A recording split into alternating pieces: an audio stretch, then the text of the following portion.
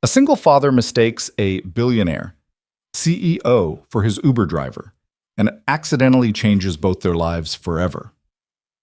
What happens when desperation meets destiny? When a man with nothing to lose climbs into the wrong car and confesses his deepest fears to a stranger who turns out to be the most powerful woman in Boston. This is that story. If you're watching from anywhere in the world, drop your city in the comments below. I want to see how far this story travels. And if you stay until the end, you'll see why sometimes the biggest mistakes lead to the most beautiful beginnings. Hit that like button and let's begin. The rain hit Boston like it had a personal vendetta. Ethan Cole stood under the crumbling awning of a coffee shop that had closed 10 minutes ago, watching his phone screen like it held the answer to every problem in his life. The Uber app kept spinning, that little car icon circling and circling, mocking him with its refusal to find a driver. Driver canceled. He wanted to throw the phone into the street. "Come on," he muttered, jamming his thumb against the screen to request another ride. "Come on, come on, come on!" Nothing. His interview was in 40 minutes. 40 minutes to get across town to Carter Dynamics headquarters, and he was standing here soaked to the bone with a phone that might as well have been a paperweight. The October wind cut through his jacket, the same canvas thing he'd worn for 3 years because he couldn't afford to replace it. Water dripped from his hair into his eyes. His dress shoes, the ones he'd polished until his fingers cramped last night, were already ruined. He should have left earlier. He should have taken the train.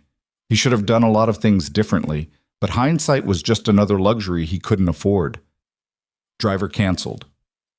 "You've got to be kidding me." Ethan looked up at the sky like it might offer some explanation for why the universe had decided today, of all days, was the perfect time to screw him over. Rain pelted his face. No answers came. His daughter's voice echoed in his head from this morning. "You're going to get the job, Daddy." "I know you are." Sophie had said it with such confidence, like she'd already decided how the story would end. 7 years old, and she still believed her father could do anything.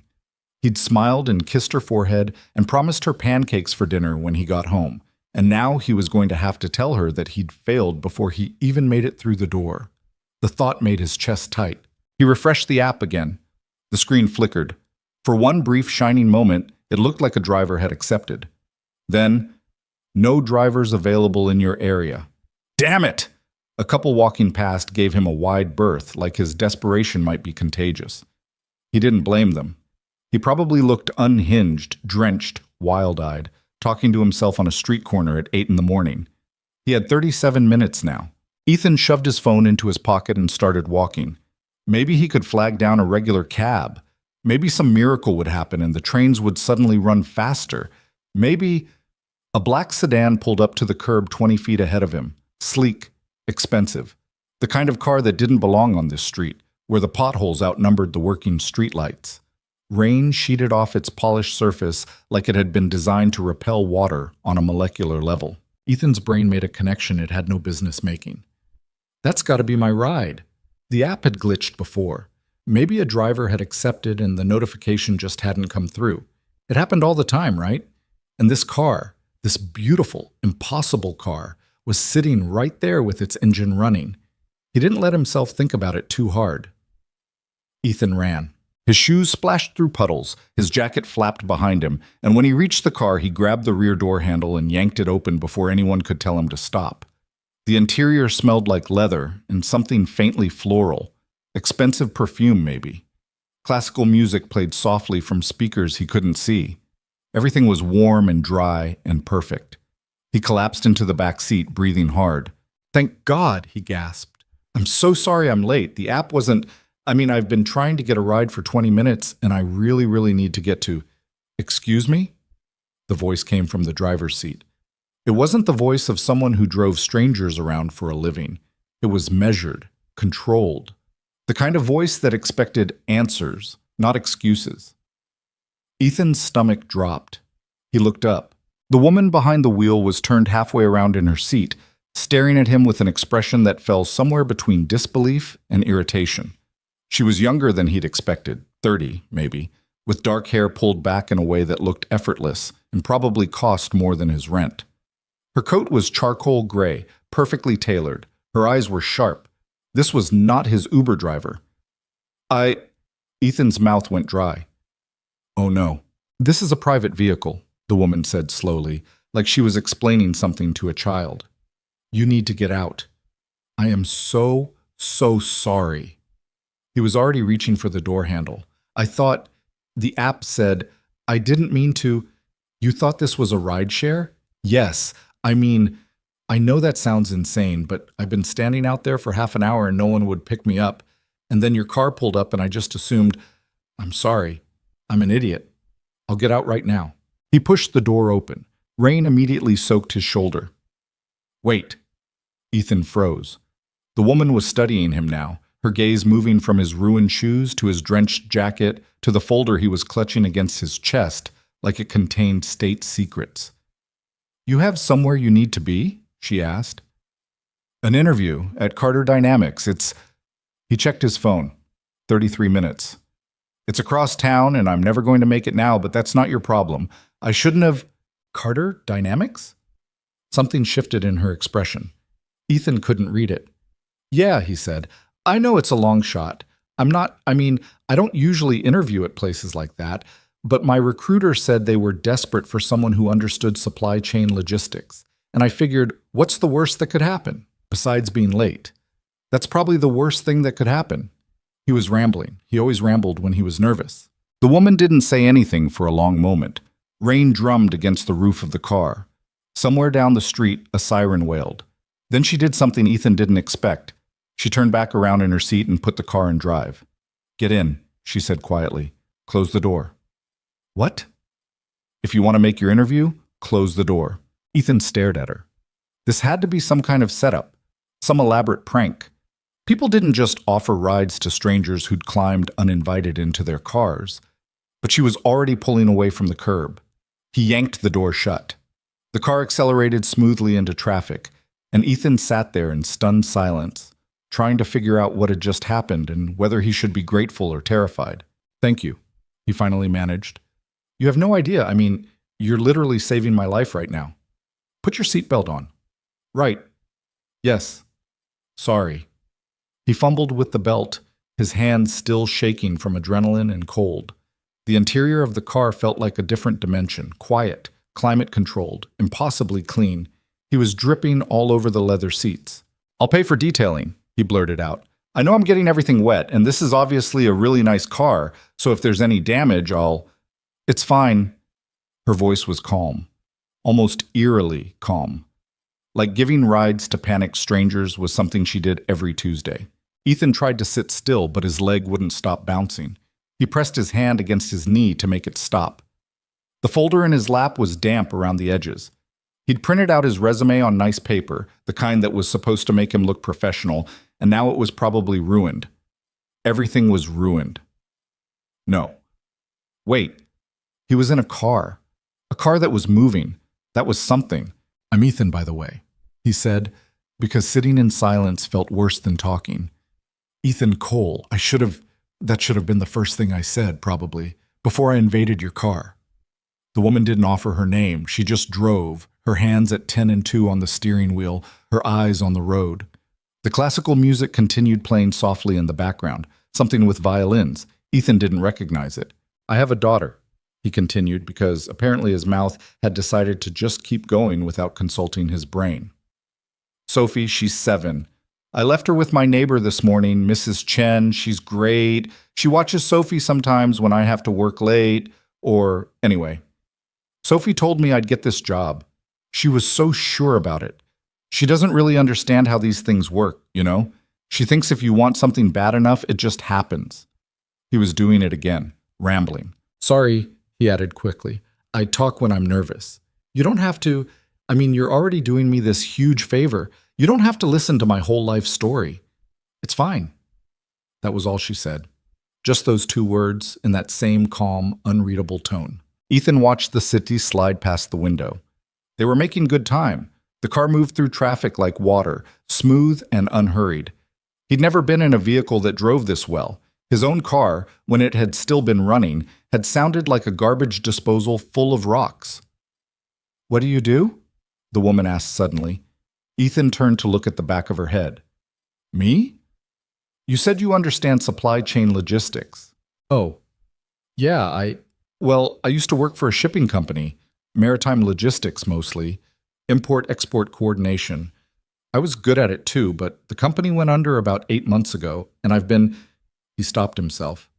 She didn't need to hear about the unemployment, the eviction notice he'd fought off last month, the nights he'd lain awake doing math in his head and watching the numbers refuse to add up. I've been looking for something stable, he finished. Something that'll let me actually be there for my kid.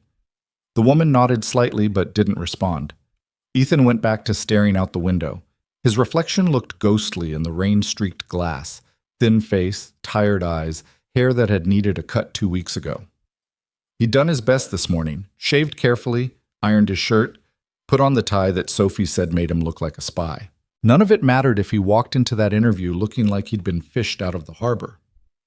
"Do you have kids?" he asked, then immediately regretted it. Too personal. They weren't friends. This wasn't a conversation. This was a stranger taking pity on him. "No." One word, flat, end of subject. "Right, sorry. I shouldn't have. Do you know anything about Carter Dynamics?" The question caught him off guard. "A little. I researched them last night. They're a major player in corporate logistics.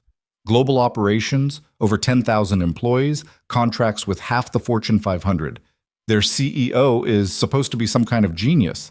Turned the whole company around when she took over 5 years ago." "She?" "Yeah, Olivia Bennett. I read this article about her. She was like 25 when she became CEO. Youngest person to ever run a company that size. Pretty intimidating, honestly." He couldn't see the woman's expression from where he was sitting, but something about the set of her shoulders changed. "You're intimidated by her?" she asked. "I'm intimidated by the whole thing. I mean, look at me." Ethan gestured vaguely at himself. "I'm a guy who can barely keep his own life together. What am I doing interviewing at a place where people wear suits that cost more than my car used to?" "You said you were good at your job." "I was. I am. But that's different from fitting in somewhere like Carter Dynamics. Those people, they went to Harvard and Yale and whatever. They have connections and experience, and I don't know. I just feel like I'm going to walk in there and they're going to know immediately that I don't belong." The woman was quiet for a moment. Then she said, "Everyone feels that way sometimes." There was something in her voice that made Ethan think she wasn't just being polite. Like maybe she actually meant it. "Even people who drive cars like this?" he asked, trying to make it sound like a joke. "Even them." They turned onto a wider street.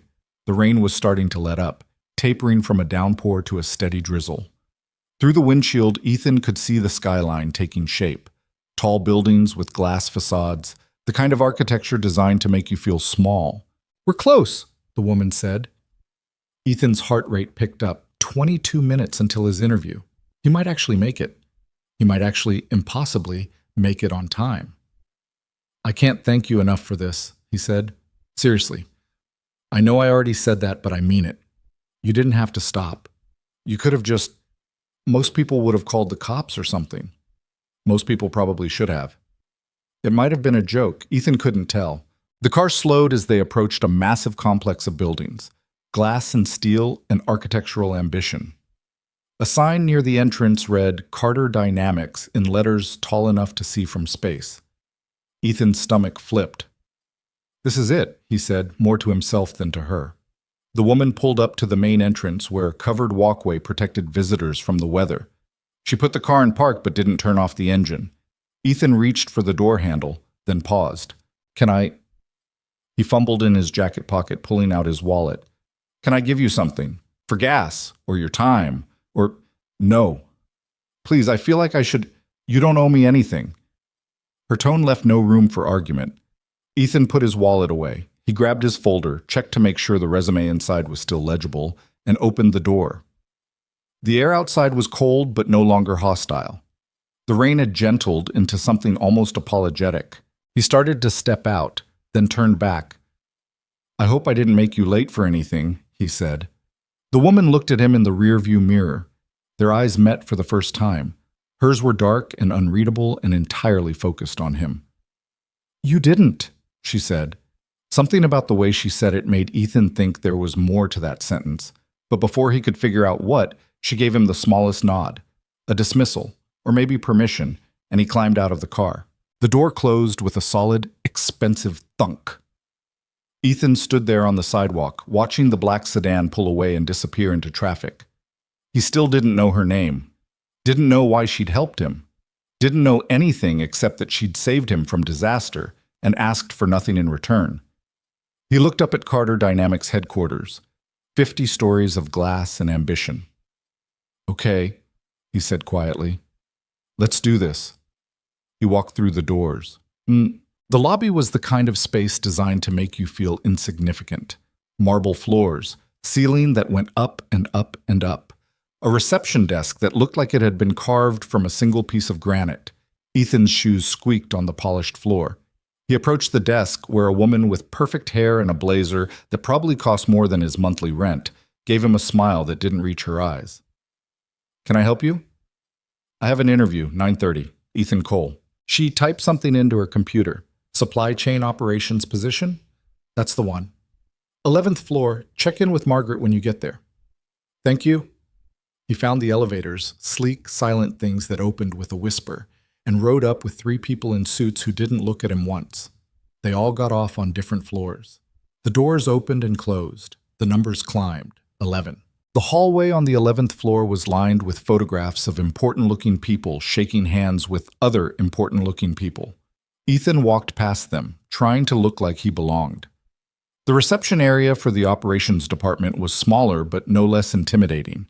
A woman who had to be Margaret sat behind a desk with a nameplate and a vase of fresh flowers. "Ethan Cole, like," he said before she could ask. "I'm here for the 9:30. "Yes." She gave him a once-over that lingered on his still damp jacket. "You can wait over there. They'll call you when they're ready." There was a row of chairs against the wall. Ethan sat in the one farthest from the desk and tried to steady his breathing. The folder in his lap felt flimsy. His resume, printed on nice paper that was now slightly wavy from moisture, suddenly seemed like a joke. Who was he kidding? He didn't belong here. He didn't belong anywhere near here. But Sophie's voice was still in his head. "You're going to get the job, Daddy." He closed his eyes and tried to believe her. 5 minutes passed, then 10. "Mr. Cole?" Ethan's eyes snapped open. Margaret was standing now, gesturing toward a door. "They're ready for you." He stood up. His legs felt unsteady. "Through there," Margaret said. "Conference room B." Ethan nodded. He smoothed down his jacket, picked up his folder, and walked toward the door like a man approaching the gallows.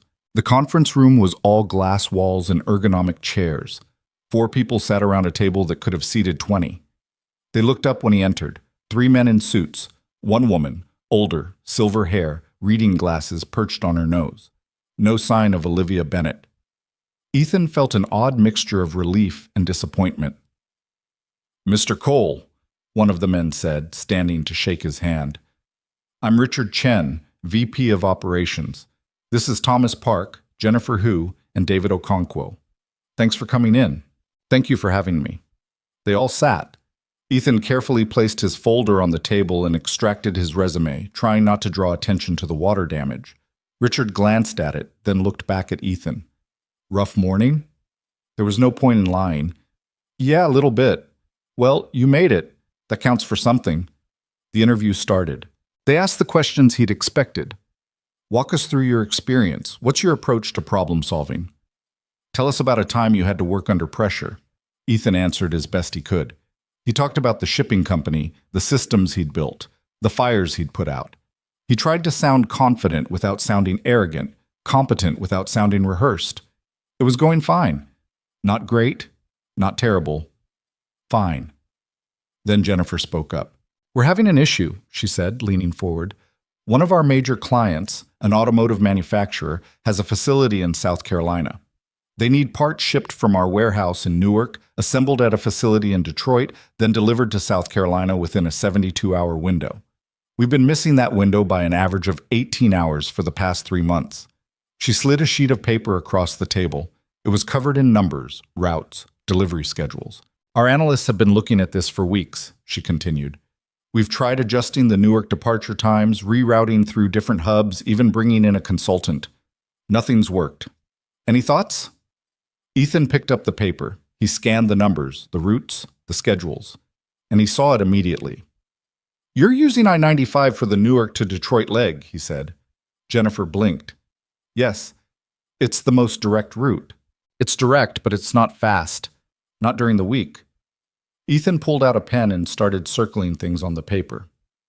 I-95 through Pennsylvania and Ohio is a nightmare between 6 a.m. and 8 p.m. Monday through Friday. Constant construction, bottlenecks at every major city. You're probably losing 4 to 6 hours right there. We accounted for traffic delays, Thomas said. Not enough. Look. Ethan flipped the paper over and started sketching. If you route through I-80 instead, you bypass most of the congestion. Yeah, it's technically longer in terms of miles, but you'll save time. And if you shift the Newark departure to 10 p.m. instead of 6 a.m., your trucks hit the western Pennsylvania stretch during off-peak hours. You'll shave at least 8 hours off the Detroit leg. He pushed the paper back across the table. The four of them stared at it. The consultant told us I-80 would add too much time, Richard said slowly. The consultant was wrong, or they didn't account for real-world traffic patterns. This isn't theory. I've run routes like this 100 times. Jennifer picked up the paper, studying Ethan's notes. This is... She didn't finish the sentence. Instead, she looked at Richard, who looked at Thomas, who looked at David. Something passed between them.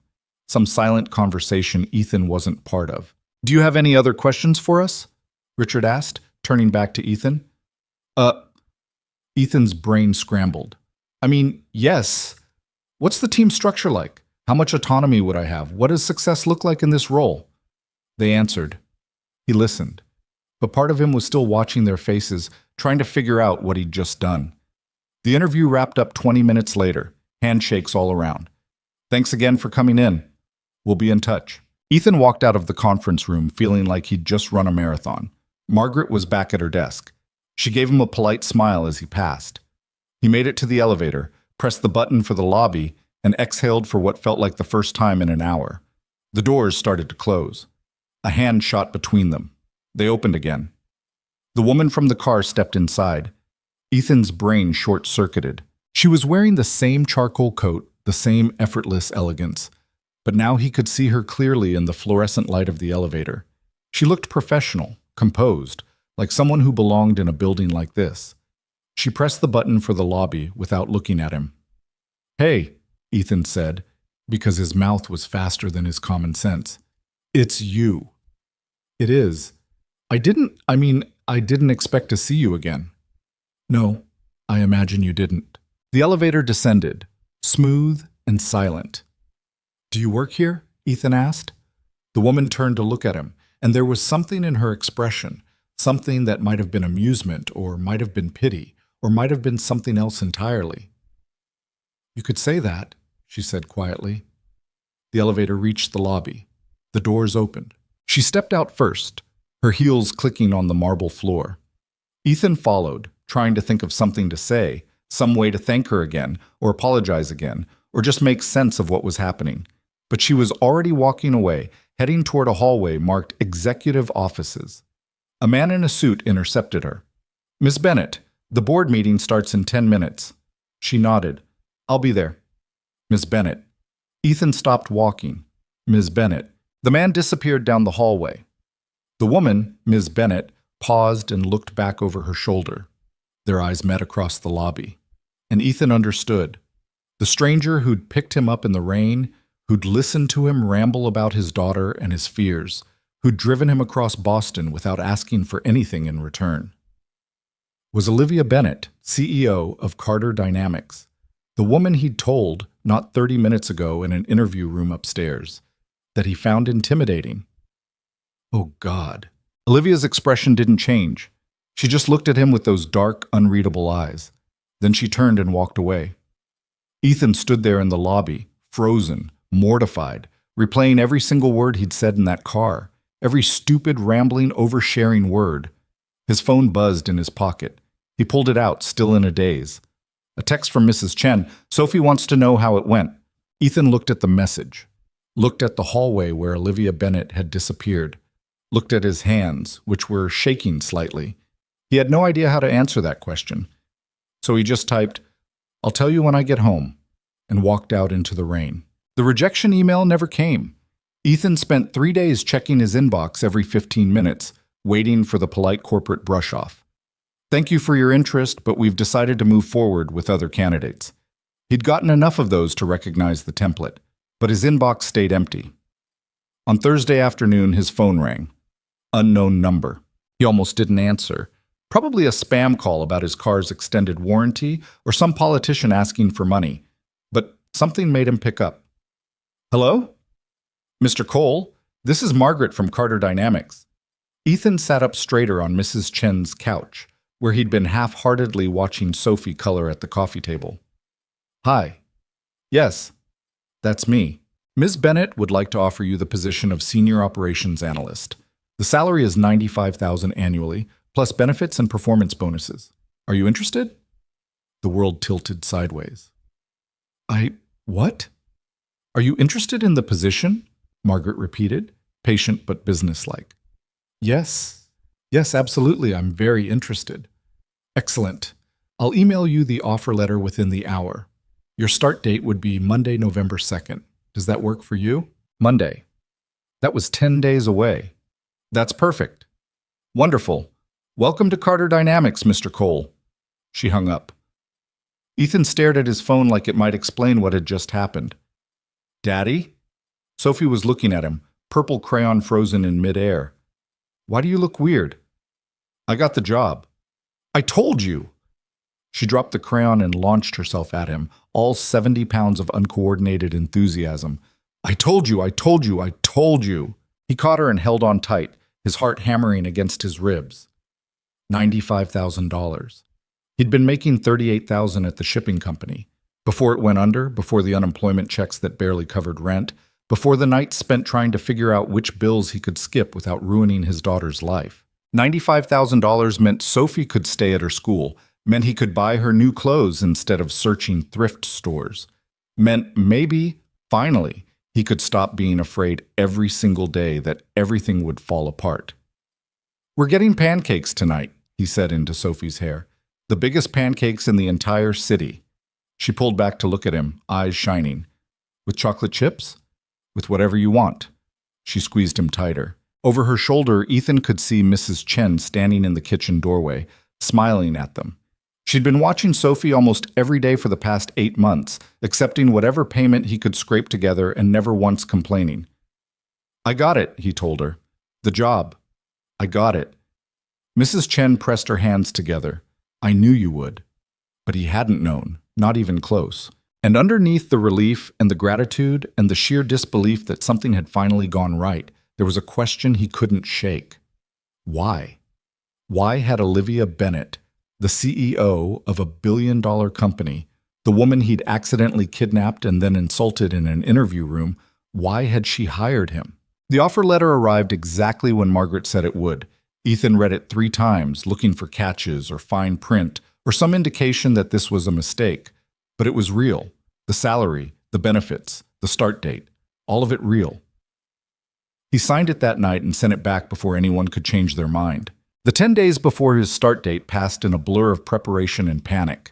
He bought 2 new dress shirts from a discount store, got his 1 decent pair of pants altered so they actually fit, watched YouTube videos about office etiquette, and tried to remember how to act like a professional. Sophie helped him pick out a tie. Navy blue with thin silver stripes. You look important, she said seriously. I look terrified. Same thing. On Sunday night, he couldn't sleep. He lay in bed staring at the ceiling, running through scenarios. What if he couldn't do the job? What if the interview had been a fluke and he walked in tomorrow and everyone realized he had no idea what he was doing? What if he had to see Olivia Bennett? That thought made his stomach twist. He still hadn't figured out what to say to her. Thank you for the ride seemed insultingly insufficient. Sorry I called you intimidating to your face was accurate but unhelpful.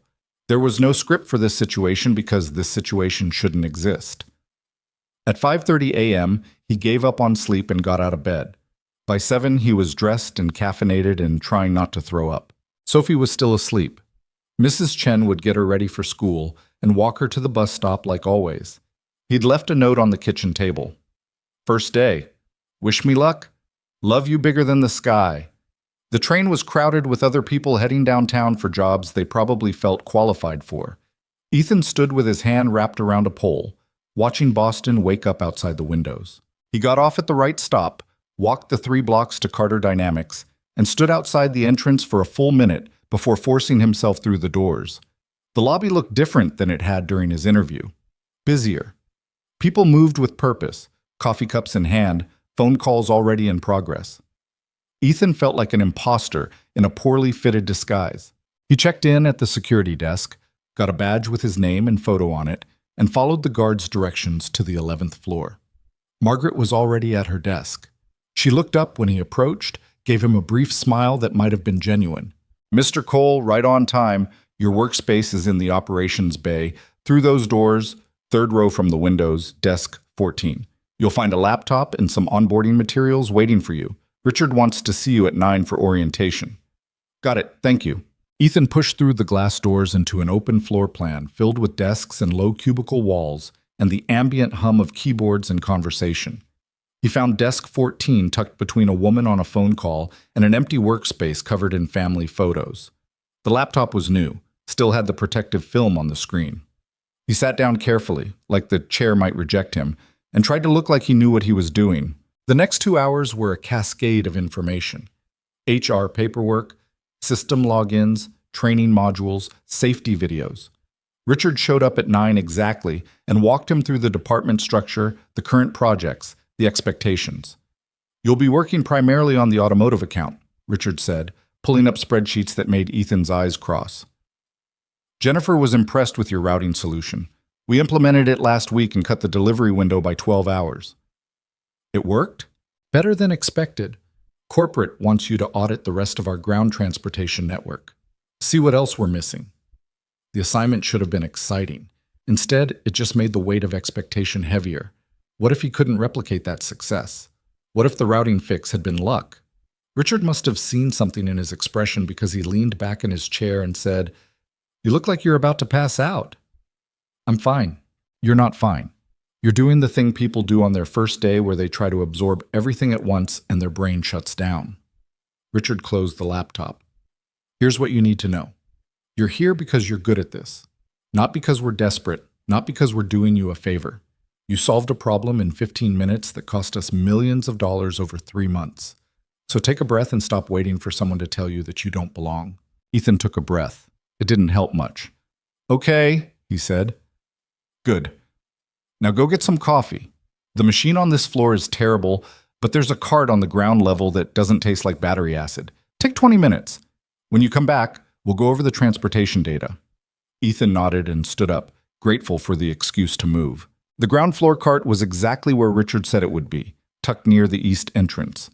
Ethan ordered something with too much espresso and not enough sleep, paid with the credit card that finally had a little breathing room, and turned around to find a woman in a burgundy blazer staring at him. "You're the new operations guy," she said. Not a question. Yeah, Ethan Cole." "Jennifer who? We met during your interview." "Right, yes. Hi."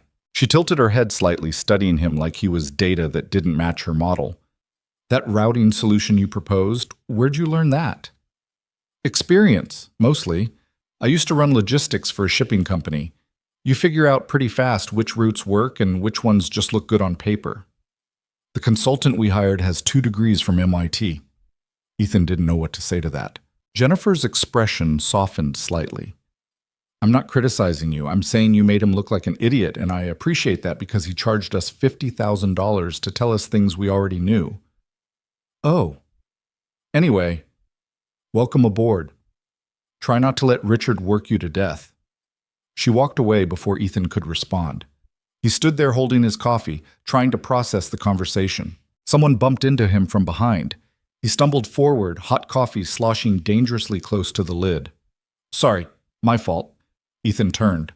A guy about his age, rumpled suit, glasses slightly askew, was already pulling out his phone to check for damage. "You're good," Ethan said. "No harm done." "I'm always doing that, walking into people. My spatial awareness is terrible." The guy stuck out his hand. "Andrew Park, legal department." "Ethan Cole, operations." "Oh, you're the new guy. Richard mentioned you, said you fixed the South Carolina routing disaster. I suggested a different highway." "Yeah, well, around here that makes you a genius." Andrew grinned. "Fair warning, People are going to expect you to keep pulling rabbits out of hats. The bar is set very high now. That's comforting. I'm kidding, mostly. You want to grab lunch later? There's a place 2 blocks away that does decent banh mi. The offer caught Ethan off guard. He'd expected his first day to be isolating, full of people who were too busy or too important to bother with someone new. Yeah, he said. That sounds good. Cool, I'll swing by your desk around noon. Andrew disappeared into the elevator bank, and Ethan headed back upstairs with coffee that was already going cold.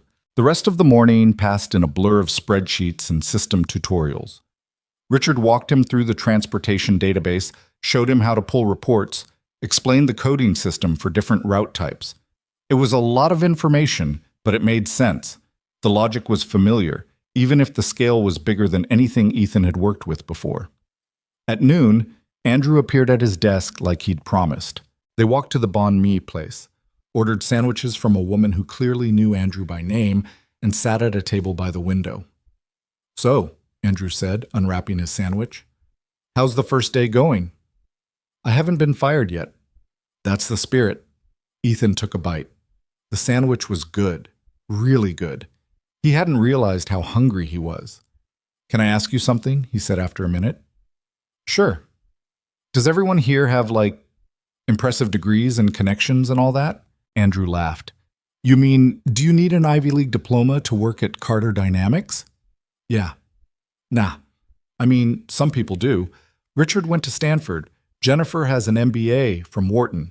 But there are plenty of us who went to state schools or worked our way up from nothing. The company cares about results, not pedigree. What about Olivia Bennett? Andrew's eyebrows went up. What about her? I read that she went to MIT, started working here when she was 20. That's not normal. Nothing about Olivia Bennett is normal. Andrew said it matter-of-factly, without judgment. She's probably the smartest person I've ever met, and I work with a lot of smart people. But she's also... He paused, choosing his words carefully. She's not what you'd expect. What do you mean? Most CEOs at her level are all charisma and delegation. They show up for the board meetings and the press events and let other people do the actual work. Bennett's not like that. She knows every department, every project, every major contract. She'll show up in random meetings and ask questions that make you realize she's been reading the reports you thought no one was reading. Ethan thought about the woman in the car, the way she'd listen to him ramble without interrupting, the classical music and the calm silence. Is she... He wasn't sure how to phrase it. Is she hard to work for? Depends on what you mean by hard. She expects a lot, but she's fair.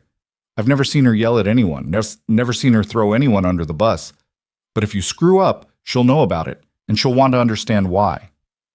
That should have been reassuring. It wasn't. Have you met her? Andrew asked. Briefly. It wasn't a lie. It just wasn't the whole truth. They finished lunch and walked back to the office.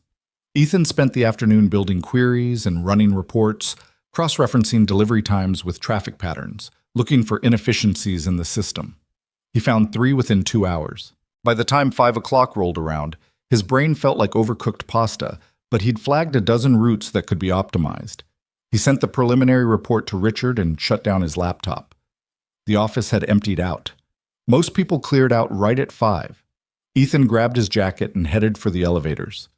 The doors opened on the ground floor, and he nearly walked straight into Olivia Bennett. She was standing just outside the elevator, phone in hand, mid-conversation with someone Ethan didn't recognize. Their eyes met. For a second, neither of them moved. Then Olivia said something to the person she was with, Ethan didn't catch what, and stepped aside to let him pass. "Excuse me," she said quietly. He should have said something. "Thank you," or "hello," or literally anything that acknowledged the surreal fact that they'd spent 30 minutes together in a car 2 weeks ago. But his mouth didn't work. He just nodded and walked past her, heart pounding, face burning. Outside, the October air felt like a slap. He sucked in a breath and started walking toward the train station, replaying the encounter on loop.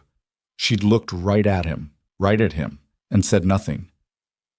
Maybe she didn't remember. Maybe picking up desperate strangers in the rain was something she did regularly, and he hadn't been memorable enough to stick. Or maybe she remembered perfectly well and had decided the most professional thing to do was pretend it had never happened. Ethan wasn't sure which option made him feel worse. His phone buzzed. Text from Sophie. "How was work?" He smiled despite everything. "Good," he typed back. "Tell you all about it when I get home." The train was packed. Ethan stood wedged between a woman reading a romance novel and a teenager with headphones loud enough to hear from 3 feet away. He closed his eyes and tried to let the day settle. He'd survived. That was something. When he got home, Sophie was waiting at the door, practically vibrating with questions. "Did you have your own desk? Did you meet important people? Did anyone yell at you?" "Yes, yes, and no." "What's your desk like?" "It's a desk. It has a computer and a chair and a little bin for trash." She looked disappointed by the lack of drama. Mrs. Chen emerged from the kitchen, wiping her hands on a towel. "There's rice and chicken in the fridge. Sophie already ate, but I saved some for you." "You're a saint." "I'm a neighbor. There's a difference." But she smiled when she said it. After Mrs. Chen left and Sophie was in bed, Ethan sat at the kitchen table with reheated chicken and a beer he'd been saving for a special occasion. The apartment was quiet. The radiator clanked occasionally. Outside, someone was arguing in a language he didn't understand. His phone sat on the table, screen dark. He picked it up and opened his work email, scrolling through the messages that had piled up during his first day. Most of it was automated onboarding stuff. System access confirmations, benefits enrollment reminders. One email stood out, sent at 6:47 p.m. Subject line: Transportation report. He opened it. "Mr. Cole, I reviewed your preliminary audit.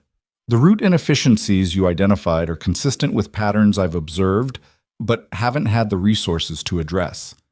I'd like to discuss your findings in more detail. Please schedule a meeting with Margaret for some time this week." OB. Ethan read it twice. OB, Olivia Bennett. She wanted to meet with him, personally. The beer suddenly tasted sour. He set the phone down and pressed his palms against his eyes, trying to think. This was fine. This was professional. She was the CEO. He was an analyst who'd found something worth discussing. It made sense that she'd want to talk about it, except it didn't feel professional. It felt like a test he didn't know he was taking. He forwarded the email to Margaret with a simple response: "Available whenever works best for Ms. Bennett's schedule." Then he closed his laptop and went to bed. Sleep didn't come easy. Margaret replied the next morning while Ethan was getting dressed. Thursday, 10 a.m. Ms. Bennett's office. Don't be late. Thursday was 3 days away.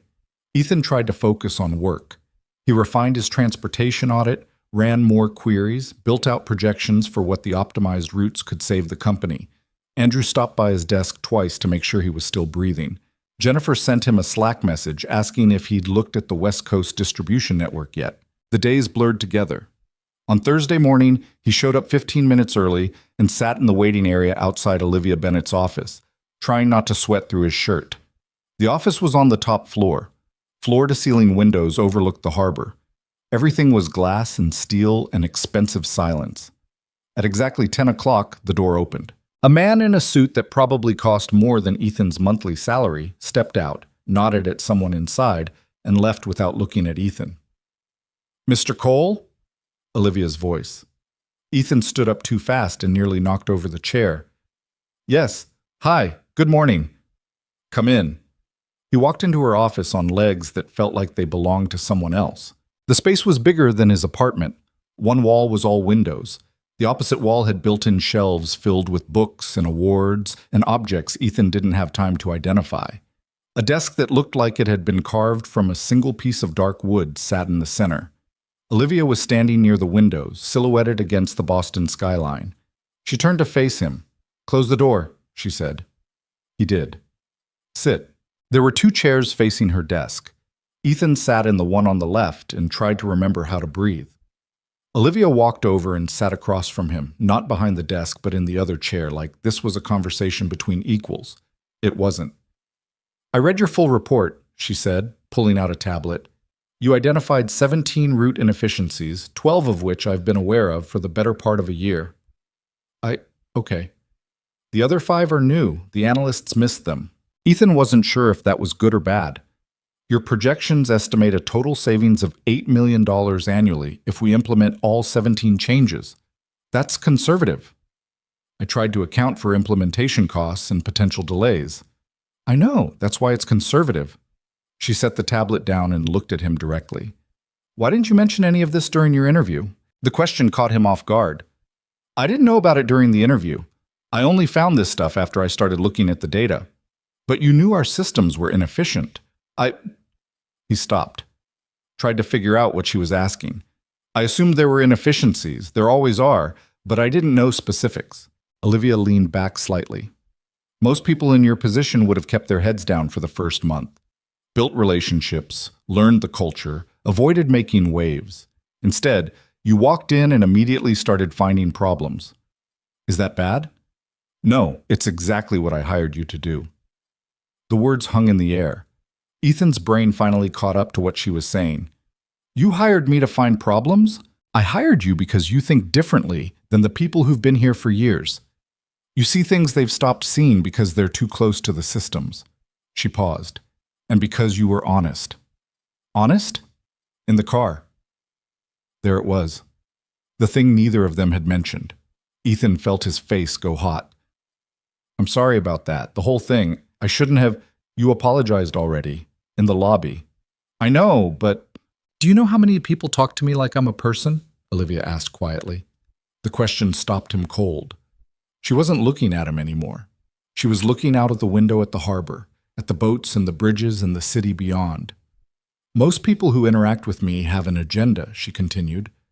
They want funding for a project, or they're trying to impress me, or they're intimidated and they second-guess everything they say. You didn't do any of that. I didn't know who you were. Exactly. She turned back to him. You treated me like a stranger who was doing you a favor. You talked about your daughter and your fears and the job you desperately needed. You were real. Ethan didn't know what to say to that.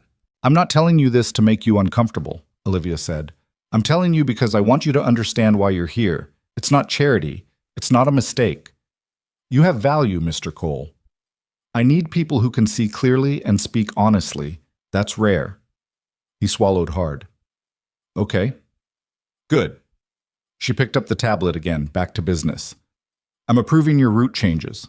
Work with Richard to build an implementation timeline. I want weekly progress reports sent directly to me. Directly to you? Is that a problem? No, I didn't think you'd be that involved. Something that might have been amusement flickered across her face. I'm involved in everything, Mr. Cole. You'll get used to it. She stood, signaling the end of the meeting. Ethan stood too. Thank you for this opportunity, for everything. Olivia walked him to the door. When she opened it, she paused. One more thing, she said, her voice low enough that no one in the waiting area could hear. Your daughter, Sophie, how is she? The fact that she remembered the name hit him harder than it should have. She's good. Great, actually. This job, it's changing everything for us. Olivia nodded once. Good. Then she stepped back and closed the door, and Ethan was standing in the hallway, heart still racing, trying to figure out what had just happened. He made it back to his desk in a daze. Andrew appeared almost immediately. How'd it go? She approved everything. Seriously? And she wants weekly reports. Andrew whistled low. You just became one of about 5 people in this entire company who report directly to Bennett. Congratulations. Your life is about to get very complicated. He wasn't wrong. The weekly reports became Ethan's least favorite part of the job. Not because they were difficult, he could pull the data and write the analysis in his sleep by the 3rd week, but because every Friday at 4 o'clock, he had to send an email directly to Olivia Bennett, and every Friday at 4:15 she'd respond with questions that made him realize he'd missed something. What's causing the delay in the Philadelphia hub? Have you factored in seasonal weather patterns for the northern routes? The Milwaukee projection seems optimistic. Show me your math. She wasn't mean about it. She was just relentlessly thorough in a way that made Ethan feel like he was being tested every single week. By mid-November, the route optimizations were saving the company $6 million. Richard kept telling him he was doing great. Jennifer stopped by his desk to compliment his work. Andrew bought him lunch twice a week and kept saying Ethan was making the rest of them look bad. But none of it felt real.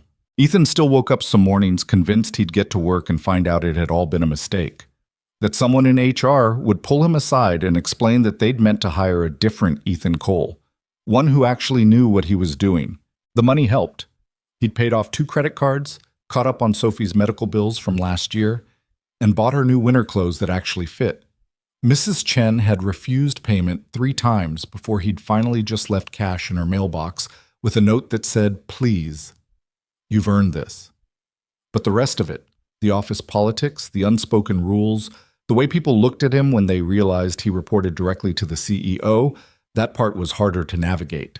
On a Tuesday in late November, Ethan was in the operations bay reviewing traffic data when his phone buzzed. Text from a number he didn't recognize. "This is Olivia Bennett. Come to my office. Now." His stomach dropped. He looked around the office like someone might explain what he'd done wrong, but everyone else was focused on their screens, oblivious. Ethan grabbed his laptop and headed for the elevator, mind racing through every possible disaster. Had he screwed up a route calculation? Missed a deadline? Said something inappropriate in a report? The top floor was quiet when he arrived. The receptionist waved him through without comment, like she'd been expecting him. Olivia's door was open. She was standing at her desk, looking at something on her computer screen, dressed in a navy suit that probably cost more than his first car. When she saw him, she gestured him inside and closed the door herself. "Sit." He sat. Olivia pulled up a chair across from him, and for a second Ethan was transported back to that first meeting when she'd told him he was here because he was honest. "I need you to go to Detroit," she said without preamble. "Detroit?" "One of our largest manufacturing clients is threatening to pull their contract. They claim we've been missing delivery windows and damaging inventory. I've reviewed the data and their claims don't match our records, but they're insisting on an in-person meeting to resolve it." "Okay, when?" "Tomorrow. You'll fly out in the morning, meet with their operations team, and figure out what's actually happening." Ethan's brain stuttered. "Me? Shouldn't someone more senior? You know our transportation network better than anyone in the building right now. If there's a problem, you'll find it. If they're lying, you'll know." "What if I can't?" "Mr. Cole." She looked at him steadily. "I'm not asking if you can do this. I'm telling you that you can. The question is whether you trust me." He wanted to say yes immediately, but the truth was harder. "I don't know if I trust myself," he said quietly. Something shifted in her expression. Not sympathy exactly, more like recognition. "I was 25 when I became CEO," Olivia said. "Everyone told me I was too young, too inexperienced, too female. The board fought me on every decision for the first 2 years. I spent most of that time convinced I was going to fail." Ethan hadn't expected her to say that. "What changed?" he asked.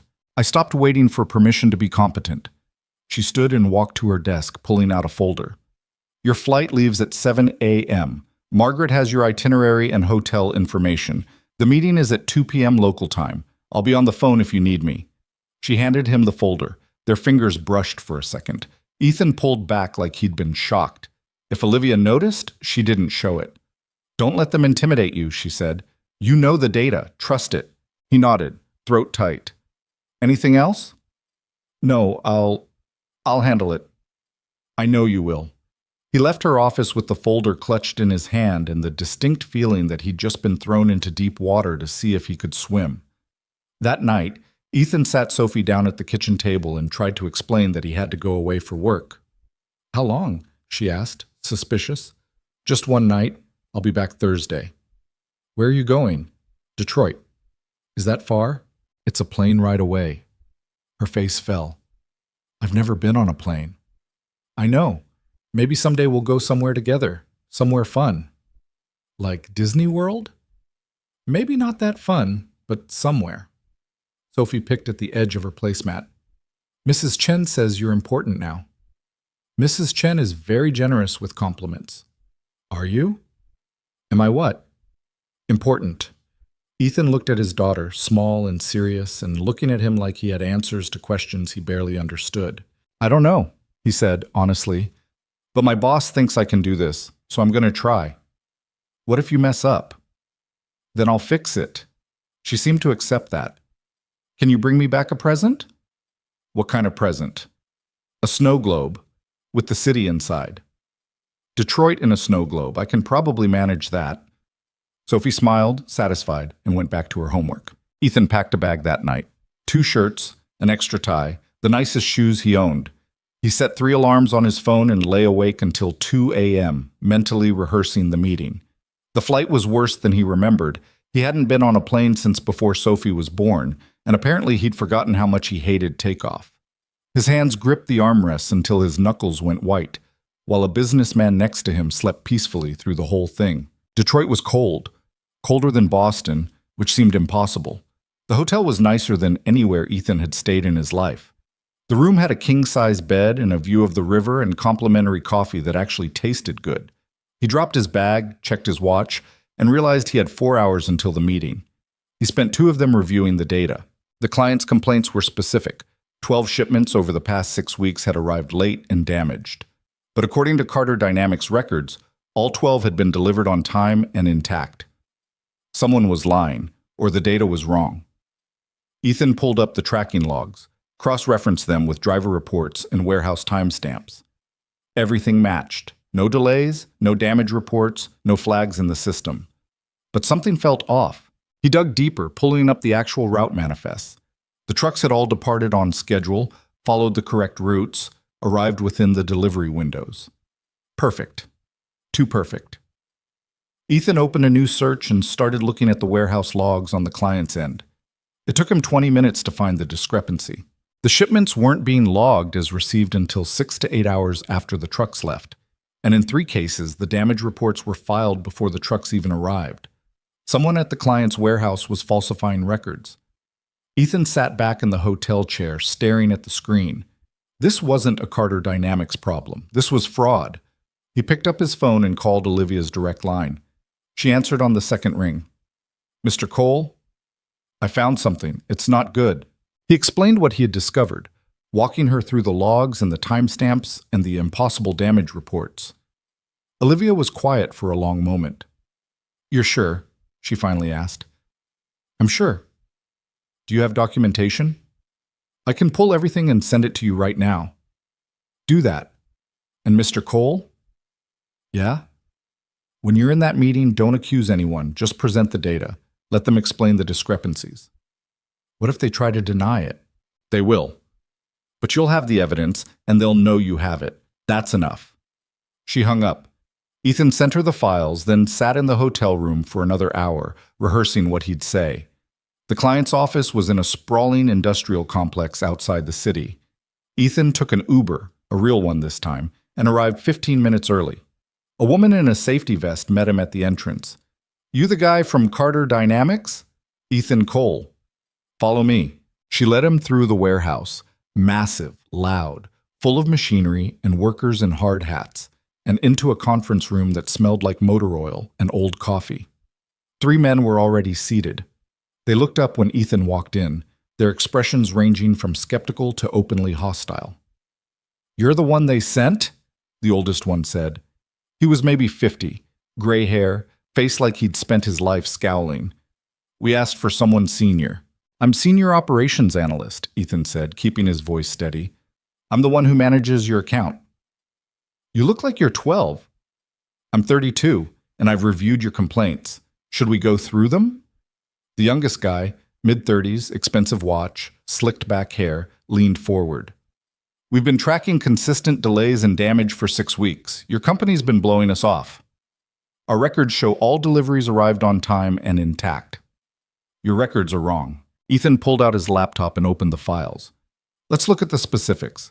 November 3rd, shipment. A4427.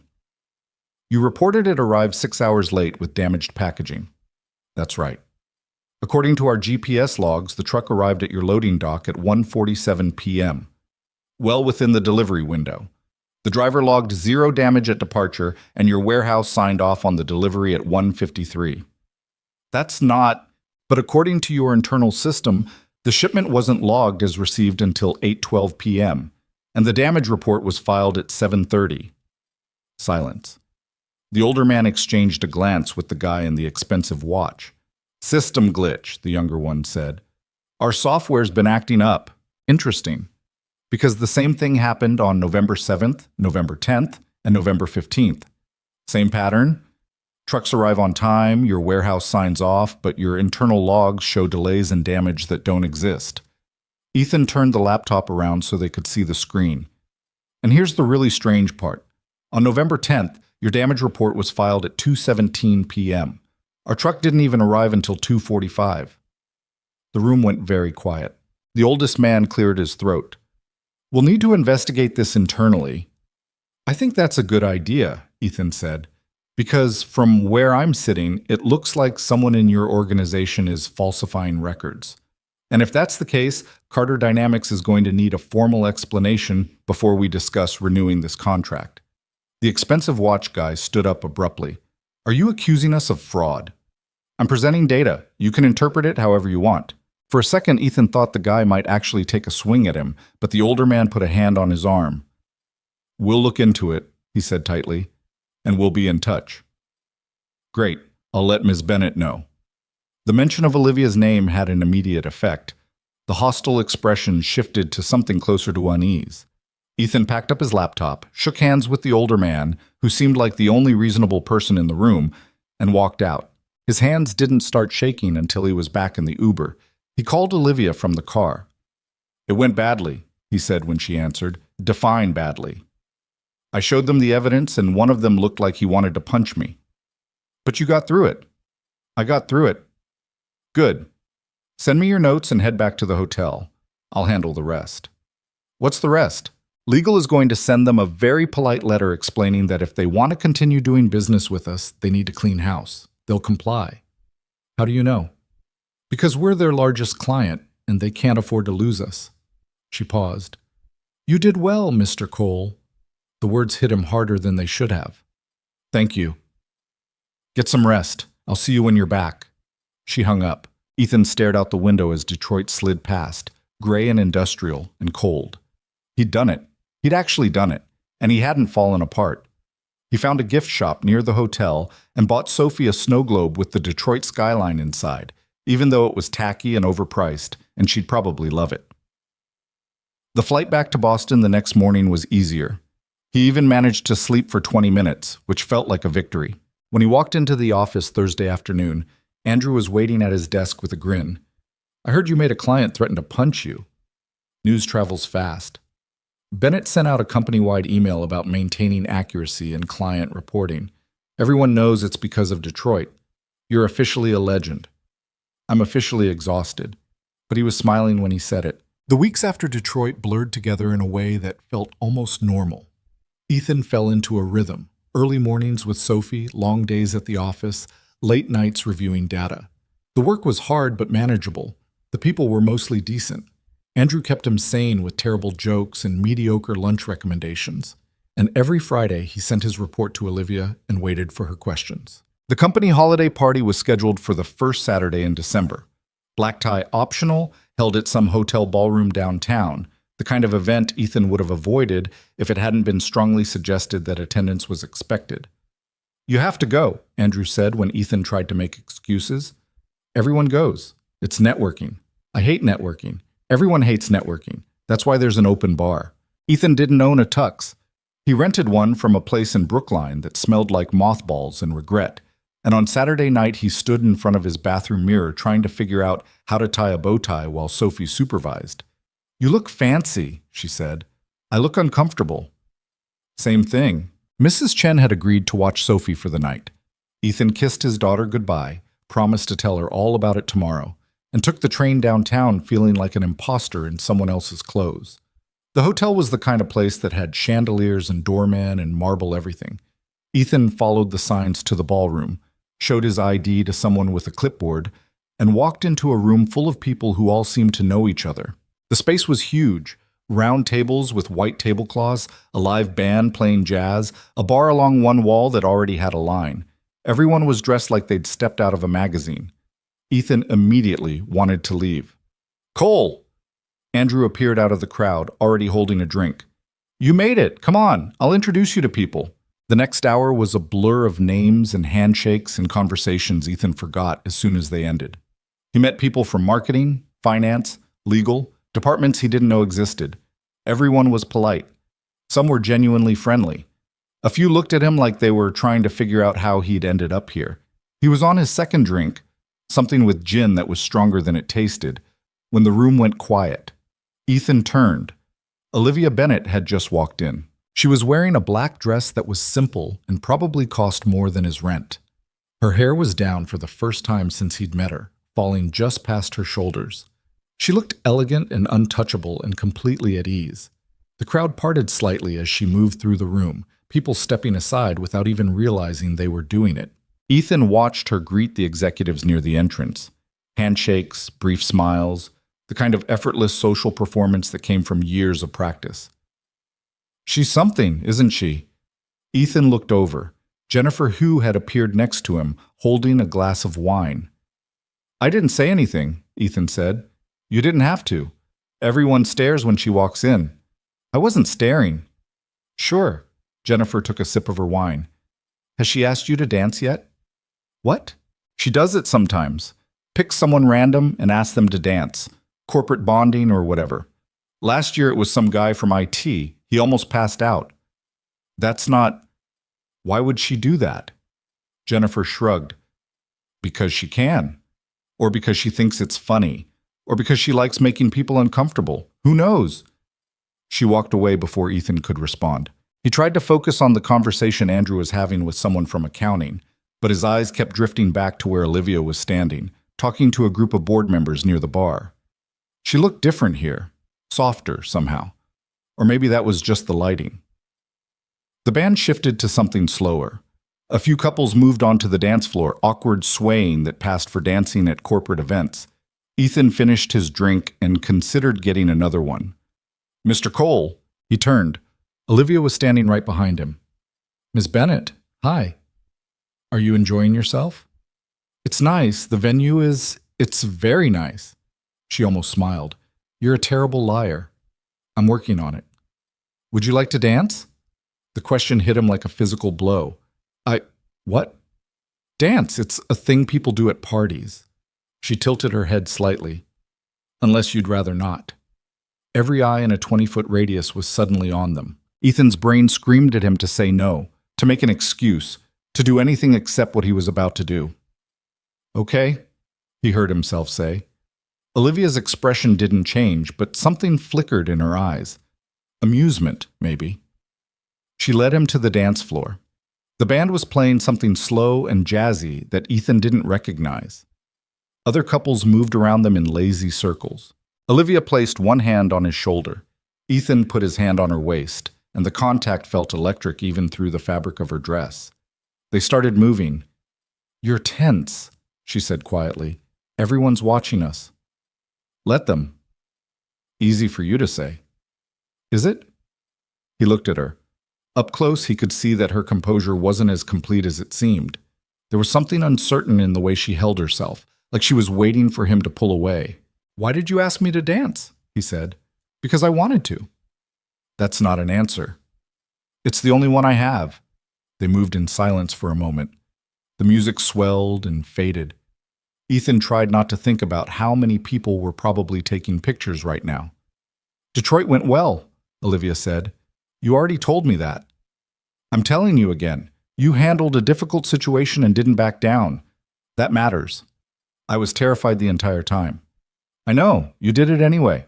Something in her voice made him look at her again. She was watching him with an expression he couldn't read. You're going to have to stop doubting yourself eventually, she said. It's getting exhausting. For you or for me? Both. The song was ending. Other couples were already stepping apart, heading back to their tables. Ethan should have let go.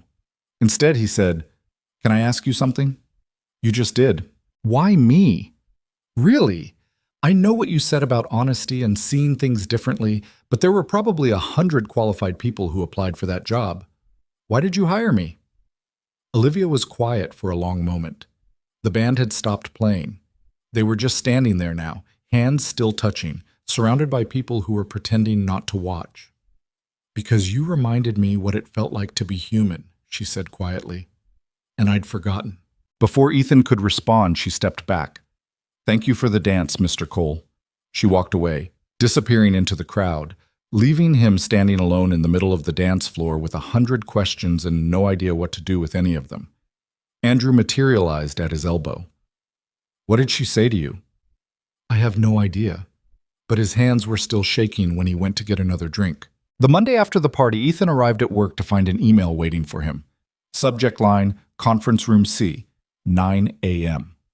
No explanation, no context, just a meeting invitation from Olivia Bennett. He spent the next 20 minutes trying to figure out what he'd done wrong. Had the dance been inappropriate? Had someone complained? Was he about to get fired for making the CEO look bad in front of the entire company? At 9 sharp, he knocked on the door of Conference Room C. "Come in." Olivia was already seated at the table, laptop open, wearing a gray suit that made her look like she was about to negotiate a hostile takeover. She gestured to the chair across from her. Ethan sat, hands folded in his lap like a kid called to the principal's office. "The board wants to expand your role," she said without preamble. That was not what he'd expected. "What?" "Your route optimization saved us $8.3 million last quarter. They want you to audit our entire domestic logistics network, all 47 distribution centers." Ethan's brain stuttered. That's a massive project.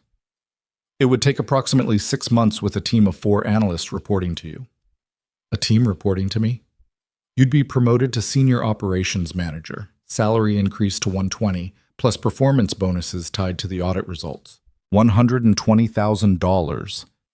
Ethan had to remind himself to breathe. "When do they need an answer?" he managed. "End of the week, but I need to know something first." "What?" Olivia closed her laptop and looked at him directly. "Do you want this?" "Of course yes. Obviously." "That's not what I asked." Ethan stopped, tried to figure out what she was actually asking. "I don't understand," he said. "This promotion will consume your life for the next 6 months. 16-hour days, constant travel, pressure from executives who will second-guess every decision you make. Your daughter will see less of you. Your personal life will essentially disappear." She paused. "So I'm asking, is that what you want?" The question landed like a punch. Nobody had ever asked him that before. Every other job, every opportunity, it had always been about whether he was qualified, whether he could handle it, whether he should be grateful for the chance. Nobody had asked if it was what he actually wanted. "I need the money," he said finally. "That's not an answer." "It's part of one." Olivia leaned back in her chair. "Tell me the rest." Ethan looked down at his hands. "I want Sophie to have stability. I want her to not worry about whether we can afford groceries or if we're going to lose the apartment. I want to give her the kind of childhood where she doesn't have to understand what a disconnect notice is." "And what do you want for yourself?" The question caught him off guard. "I don't know," he admitted. "I've spent so long just trying to survive that I'm not sure I know how to want things anymore." Olivia was quiet for a moment. When she spoke again, her voice was softer than he'd ever heard it. "I was 23 when my father died and left me his company. I didn't want it. I wanted to finish my doctorate and teach engineering at a university somewhere quiet. But the board needed someone from the family to take over, and I was the only option. So I said yes because it was practical, because it was responsible, because it's what everyone expected." She looked out the window at the Boston skyline. 5 years later, I'm running a billion-dollar company, and I can't remember the last time I did something just because I wanted to.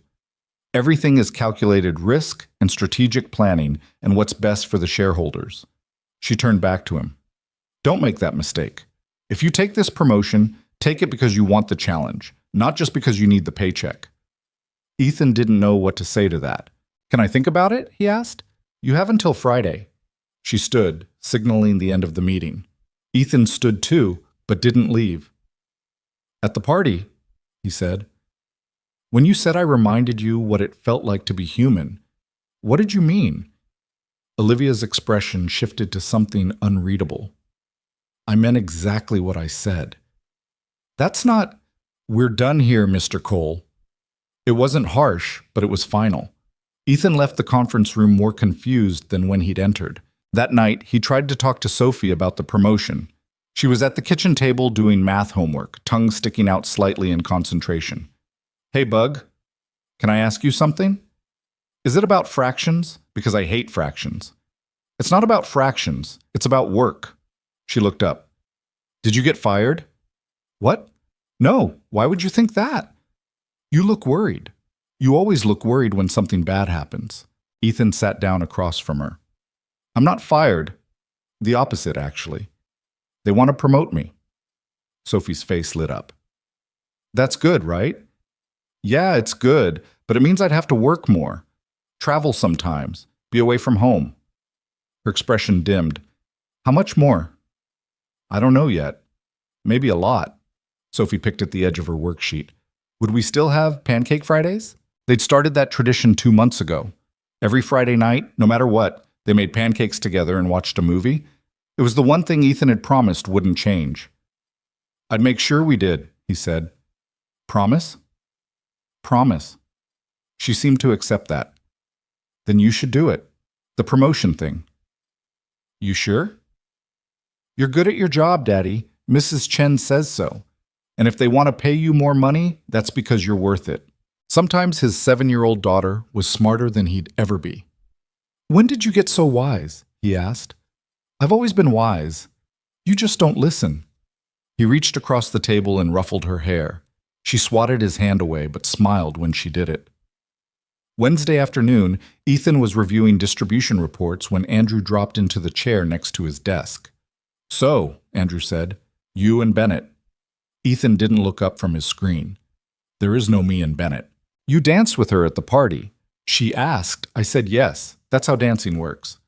Nobody just asked the CEO to dance. She asked me. Exactly. Andrew leaned forward conspiratorially. People are talking. People need hobbies. I'm serious. Half the office thinks you're sleeping with her. Ethan's head snapped up. What? You report directly to her. You got promoted out of nowhere. She singles you out at company events. People are connecting dots. Those dots don't connect to anything. I know that. You know that. But perception is reality in corporate America, my friend. Ethan closed his laptop. What am I supposed to do about it? Nothing. Just be aware. And maybe don't dance with her again unless you want the rumor mill to explode. After Andrew left, Ethan sat at his desk feeling sick. He hadn't done anything wrong. Neither had Olivia. But he could already see how it looked from the outside. Young guy with no credentials gets hired by attractive female CEO, gets promoted rapidly, receives special treatment. It didn't matter that none of it was true. It just mattered that it looked bad. Thursday morning, he was still trying to figure out what to do about it when his phone rang. Olivia. Mr. Cole, I need you to come to my office. Is everything okay? Just come up. She hung up. Ethan took the elevator to the top floor with a growing sense of dread. Olivia's door was closed when he arrived. He knocked. Come in. She was standing at the window, arms crossed, staring out at the harbor. She didn't turn around when he entered. Close the door, she said. He did. Have you heard the rumors? She asked. So she knew. Andrew mentioned something, Ethan said carefully. People think we're involved. Yeah. Are you concerned about that? I'm concerned about what it means for you, for your reputation. Now she turned around. My reputation? You're the CEO. If people think you're showing favoritism because of some personal thing that undermines everything you've built here. Olivia studied him for a long moment. What about your reputation? She asked. I don't have one. I'm nobody. You're not nobody. Compared to you, I am. She crossed the room and sat on the edge of her desk, closer to him than she'd been since the dance. Let me be clear about something, she said quietly. I hired you because you were qualified. I promoted you because you earned it. And if I've given you opportunities, it's because you've proven you can handle them. None of that has anything to do with whatever people think is happening between us. I know that. Do you? Ethan met her eyes. Yes. Good. Because I'm not going to defend my professional decisions to people who are more interested in gossip than results, and neither should you. But if the board thinks you're a valuable asset, the numbers don't lie. Numbers can be interpreted however people want to interpret them. Then let them interpret. Olivia's voice was firm. I'm offering you this promotion because you're the best person for the job. If you turn it down because you're afraid of what people might say, that's your choice. But don't do it because you think you're protecting me.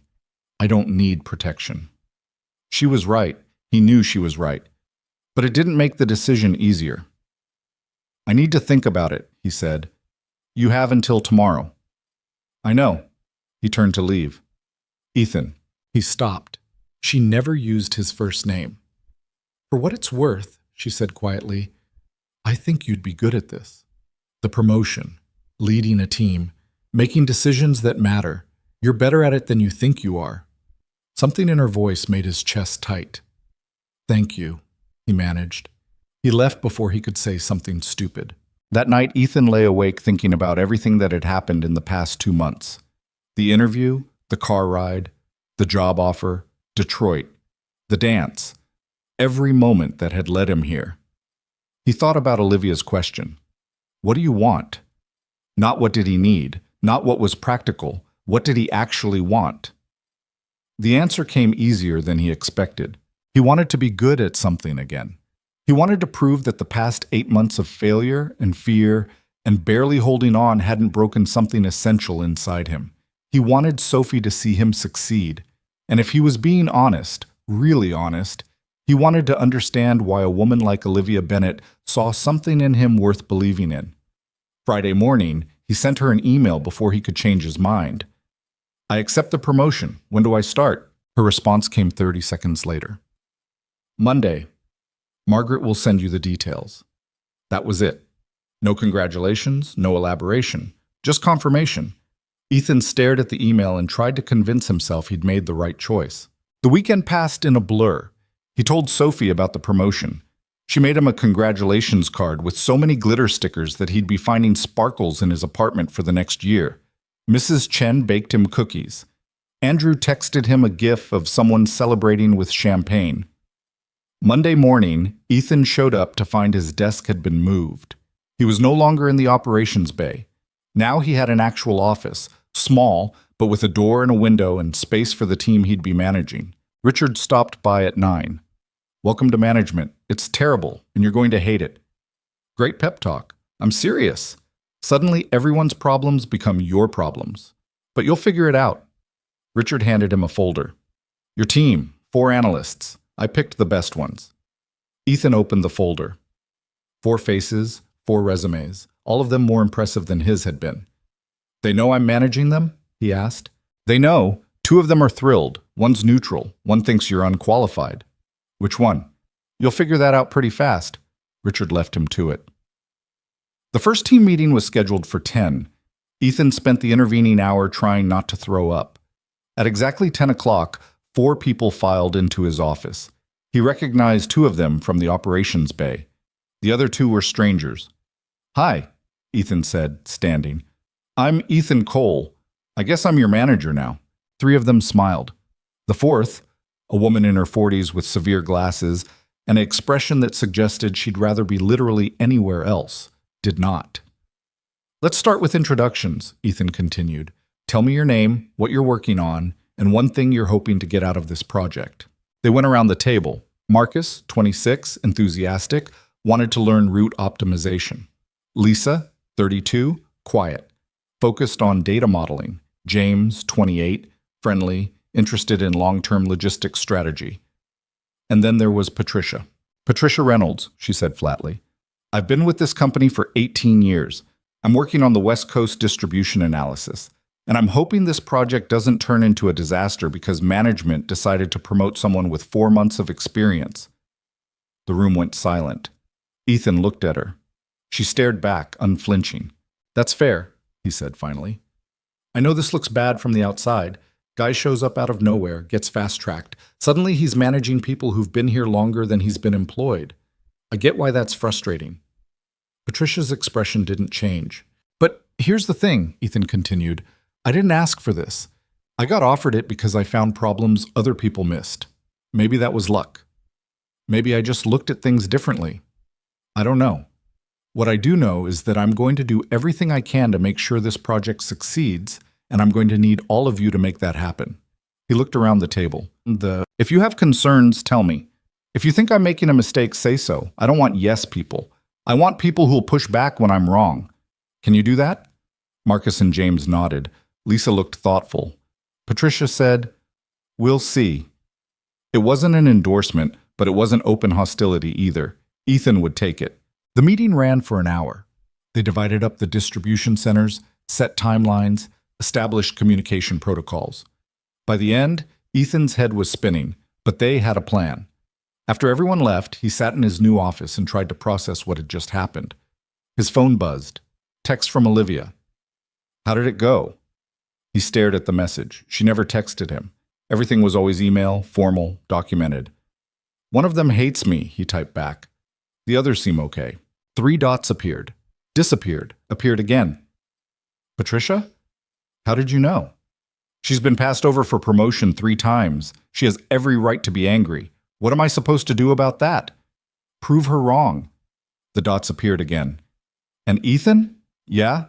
Stop worrying so much. You're going to be fine. The message felt personal in a way that made something twist in his chest. Thank you, he sent back. She didn't respond. The next 6 weeks were the hardest of Ethan's professional life.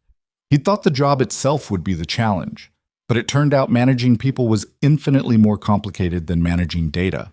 Marcus was brilliant but needed constant validation. Lisa was competent but uncommunicative. James was great until he wasn't, disappearing for hours without explanation. And Patricia questioned everything Ethan did with the kind of precision that made him second-guess decisions he'd been confident about 5 minutes earlier. He worked late almost every night, missed 2 of Sophie's school events, started drinking more coffee than was probably healthy. But the data was good.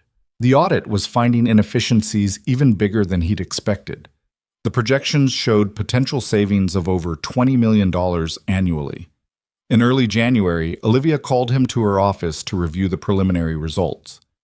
"This is impressive work," she said, scrolling through his report. "It's the team. They're doing the heavy lifting." "You're managing the team, that counts." Ethan shifted in his chair. "Patricia still thinks I'm incompetent." "Patricia thinks everyone's incompetent. It's not personal." "Feels personal." Olivia looked up from the report. "Do you want my advice?" "Always." "Stop trying to make everyone like you. You're their manager, not their friend. Respect matters more than affection." "What if I can't get either?" "Then you fire them and find someone else. But I don't think that's going to be necessary." She closed the laptop and leaned back in her chair. "How's Sophie?" she asked. The question surprised him. "She's good. Growing too fast. I swear she was 3 feet tall yesterday, and now she's basically eye level with me." "You're exaggerating." "Only slightly." Olivia smiled. It was brief but genuine. "You should bring her by sometime," she said. Ethan blinked. "What?" "To the office. Let her see where you work. Kids like that sort of thing." "You want me to bring my 7-year-old to a corporate office?" "I had a thought. This company sponsors a youth baseball league. Spring season starts in March. Registration is open." "Sophie doesn't play baseball. Does she want to?"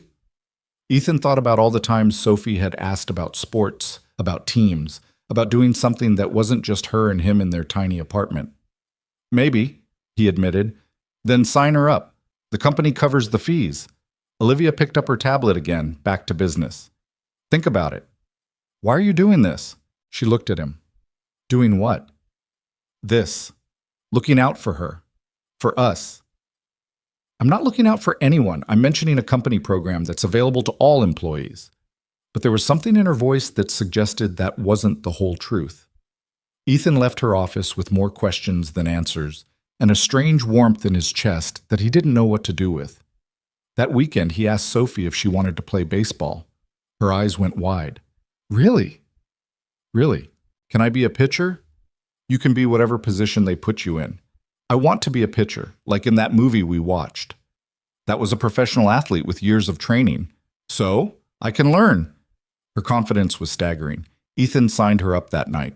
2 weeks later, he got an email from the league coordinator confirming her spot on a team called the Harbor Hawks. Practice started the first week of March. He forwarded the confirmation to Olivia with a simple message. "She's in. Thank you." Her response came an hour later. "Good. Let me know if you need anything." It wasn't much. Just 2 sentences. But it felt like something more. February blurred into March. The audit was nearly complete. Patricia had stopped openly criticizing him and had started offering what might generously be called constructive feedback. Marcus, Lisa, and James were functioning like an actual team. Sophie's first baseball practice was on a Saturday morning. Ethan took her to the field, watched her sprint toward the other kids with unearned confidence, and felt something loosen in his chest. She was terrible at baseball. Couldn't catch, couldn't throw, couldn't hit. But she didn't care. She just kept trying, kept laughing when she missed, kept asking the coach to show her again. Ethan stood on the sidelines with the other parents and felt, for the first time in a very long time, like maybe things were actually going to be okay. His phone buzzed, text from Olivia. "How's the first practice going?" He looked around instinctively like she might be watching from somewhere. "She's having the time of her life," he typed back. "Hasn't caught a single ball, but doesn't seem to notice." "Sounds perfect." He smiled at his phone like an idiot. On Monday, Ethan submitted the final audit report. $22 million in potential annual savings. Recommendations for 37 distribution centers. A complete overhaul of the domestic logistics network. The board approved it the same day. Richard called him into his office that afternoon. "They want you to oversee the implementation." "The whole thing?" "The whole thing. Congratulations. You just became the most important person in this department." Ethan should have been excited. Instead, he just felt tired. That night, he got home to find Sophie asleep on the couch, still in her baseball uniform, glove clutched to her chest. Mrs. Chen was in the kitchen. She insisted on wearing it all day, said she's going to sleep in it too. "She's committed. I'll give her that." "You look exhausted." "I am exhausted." Mrs. Chen gave him a look that was part sympathy, part exasperation. "You're going to work yourself to death, and then what?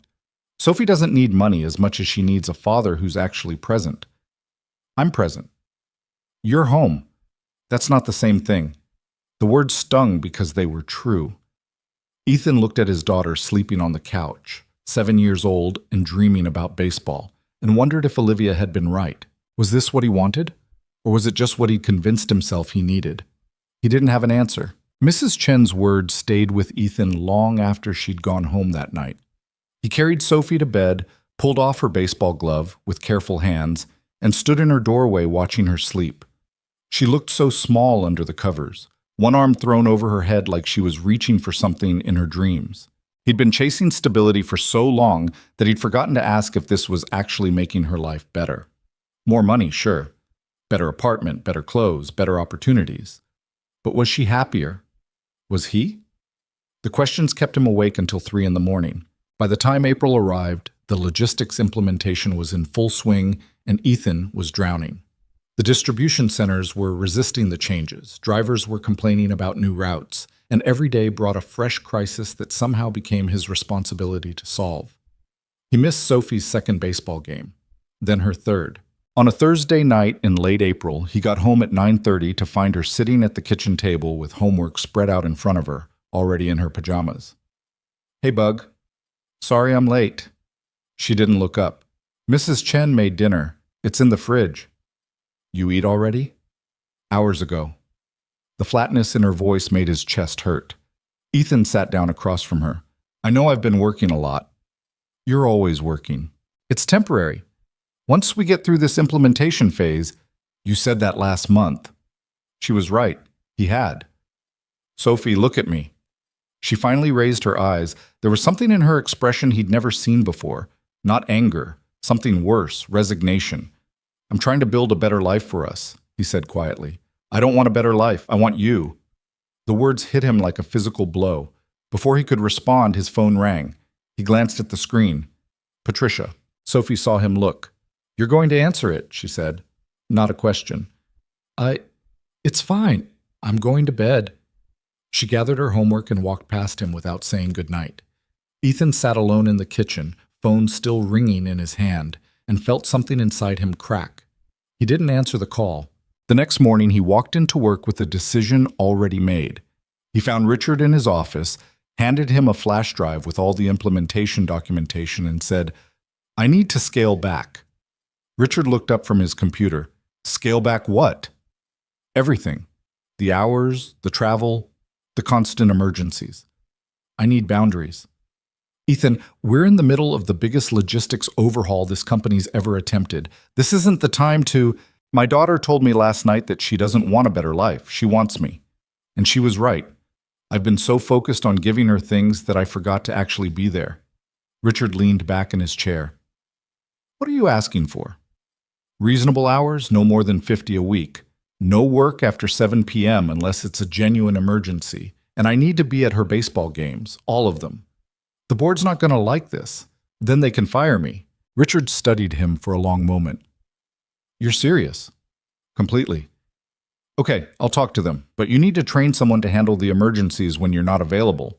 You can't just disappear and leave the rest of us scrambling. I'll train Patricia. She knows the project better than anyone except me anyway. Patricia's going to love that. Patricia's going to be great at it. Richard shook his head. You've got guts, Cole. Stupid guts, but guts. Ethan left Richard's office feeling lighter than he had in months. The feeling lasted exactly until he got an email from Margaret. Ms. Bennett needs to see you. Now. So she'd already heard. Olivia's office felt colder than usual when he walked in. She was standing at her desk, arms crossed, expression unreadable. Close the door, she said. He did.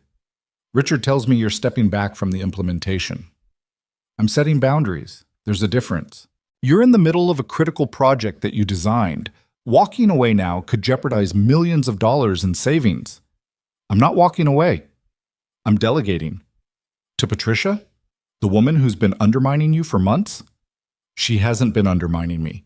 She's been keeping me honest, and she's more than capable of handling the emergencies. Olivia moved around her desk, closer to him. What's this really about? It's about my daughter asking me why I'm never home. It's about missing her games because I'm in some distribution center in Nebraska fixing a problem that someone else could fix. It's about remembering that I took this job to give her a better life. And somewhere along the way, I forgot that the best thing I can give her is my time. So you're choosing her over your career. The way she said it made it sound like an accusation. I'm choosing balance, Ethan said. Something you told me I should have thought about before I took the promotion. That's not fair, isn't it? You asked me if this was what I wanted, and I said yes because I thought success and being a good father were the same thing. They're not. Olivia was quiet for a long moment. When she spoke again, her voice was softer. I can't stop you from setting boundaries. If that's what you need to do, then do it. But don't expect the board to be understanding. They're going to see this as a lack of commitment. Then they'll see it wrong. She looked at him like she was trying to solve a puzzle. You've changed. Have I? When you started here, you apologized for everything. Now you're standing in my office telling me what you need and daring me to argue with you. Is that bad? No. Something that might have been approval flickered across her face. It's not bad at all. Ethan didn't know what to say to that.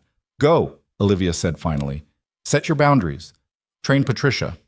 Be at your daughter's games. Just don't come back in 6 months and tell me you regret it. I won't. He turned to leave. Ethan. He stopped. For what it's worth, she said quietly, I think you're making the right choice. I just wish I'd been brave enough to make it myself. The admission hung in the air between them. It's not too late, he said. Yes, it is.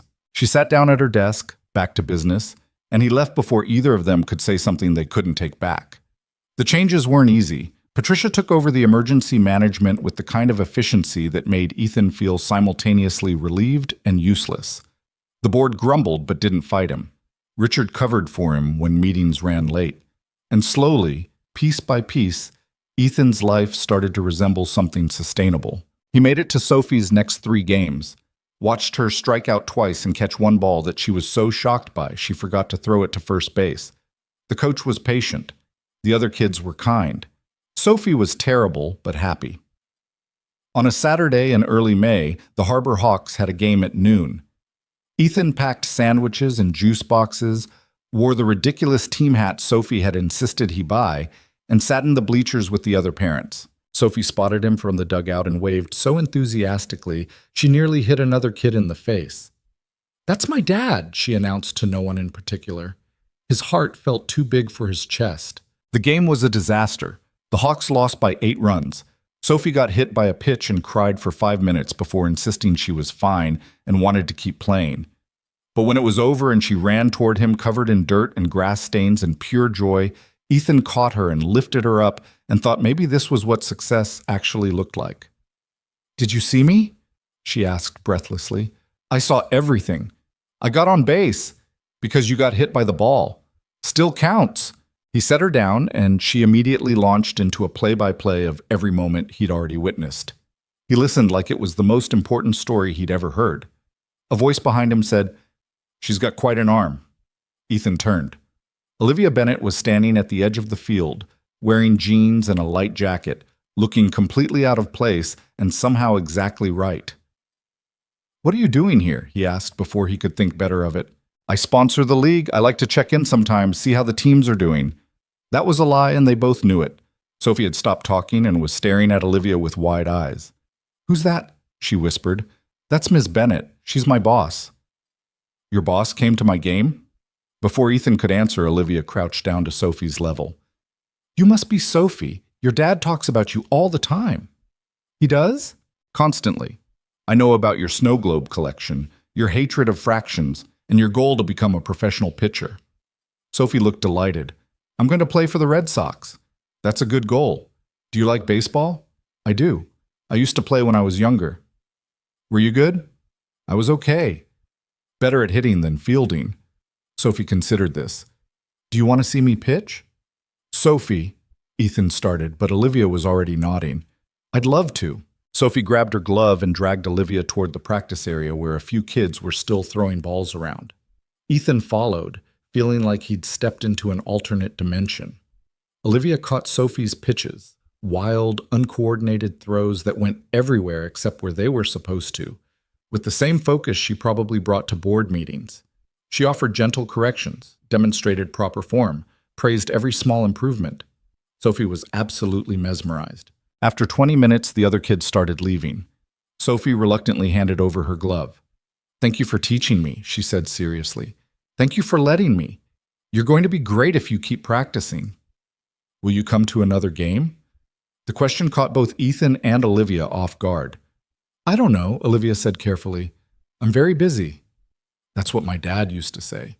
But then he decided I was more important than being busy. The simple honesty of it made Ethan want to sink into the ground. Olivia looked at him over Sophie's head, something unreadable in her expression. "You're right," she said to Sophie. "Important things should come first." "So you'll come?" "I'll try." Sophie beamed and ran off to collect her water bottle, leaving Ethan and Olivia standing alone on the empty field. "I'm sorry," Ethan said. "She's very persistent." "She's wonderful." "She is. But you don't have to actually come to her games. She'll understand." Olivia was quiet for a moment, watching Sophie chase another kid around the dugout. "What if I want to?" she said finally.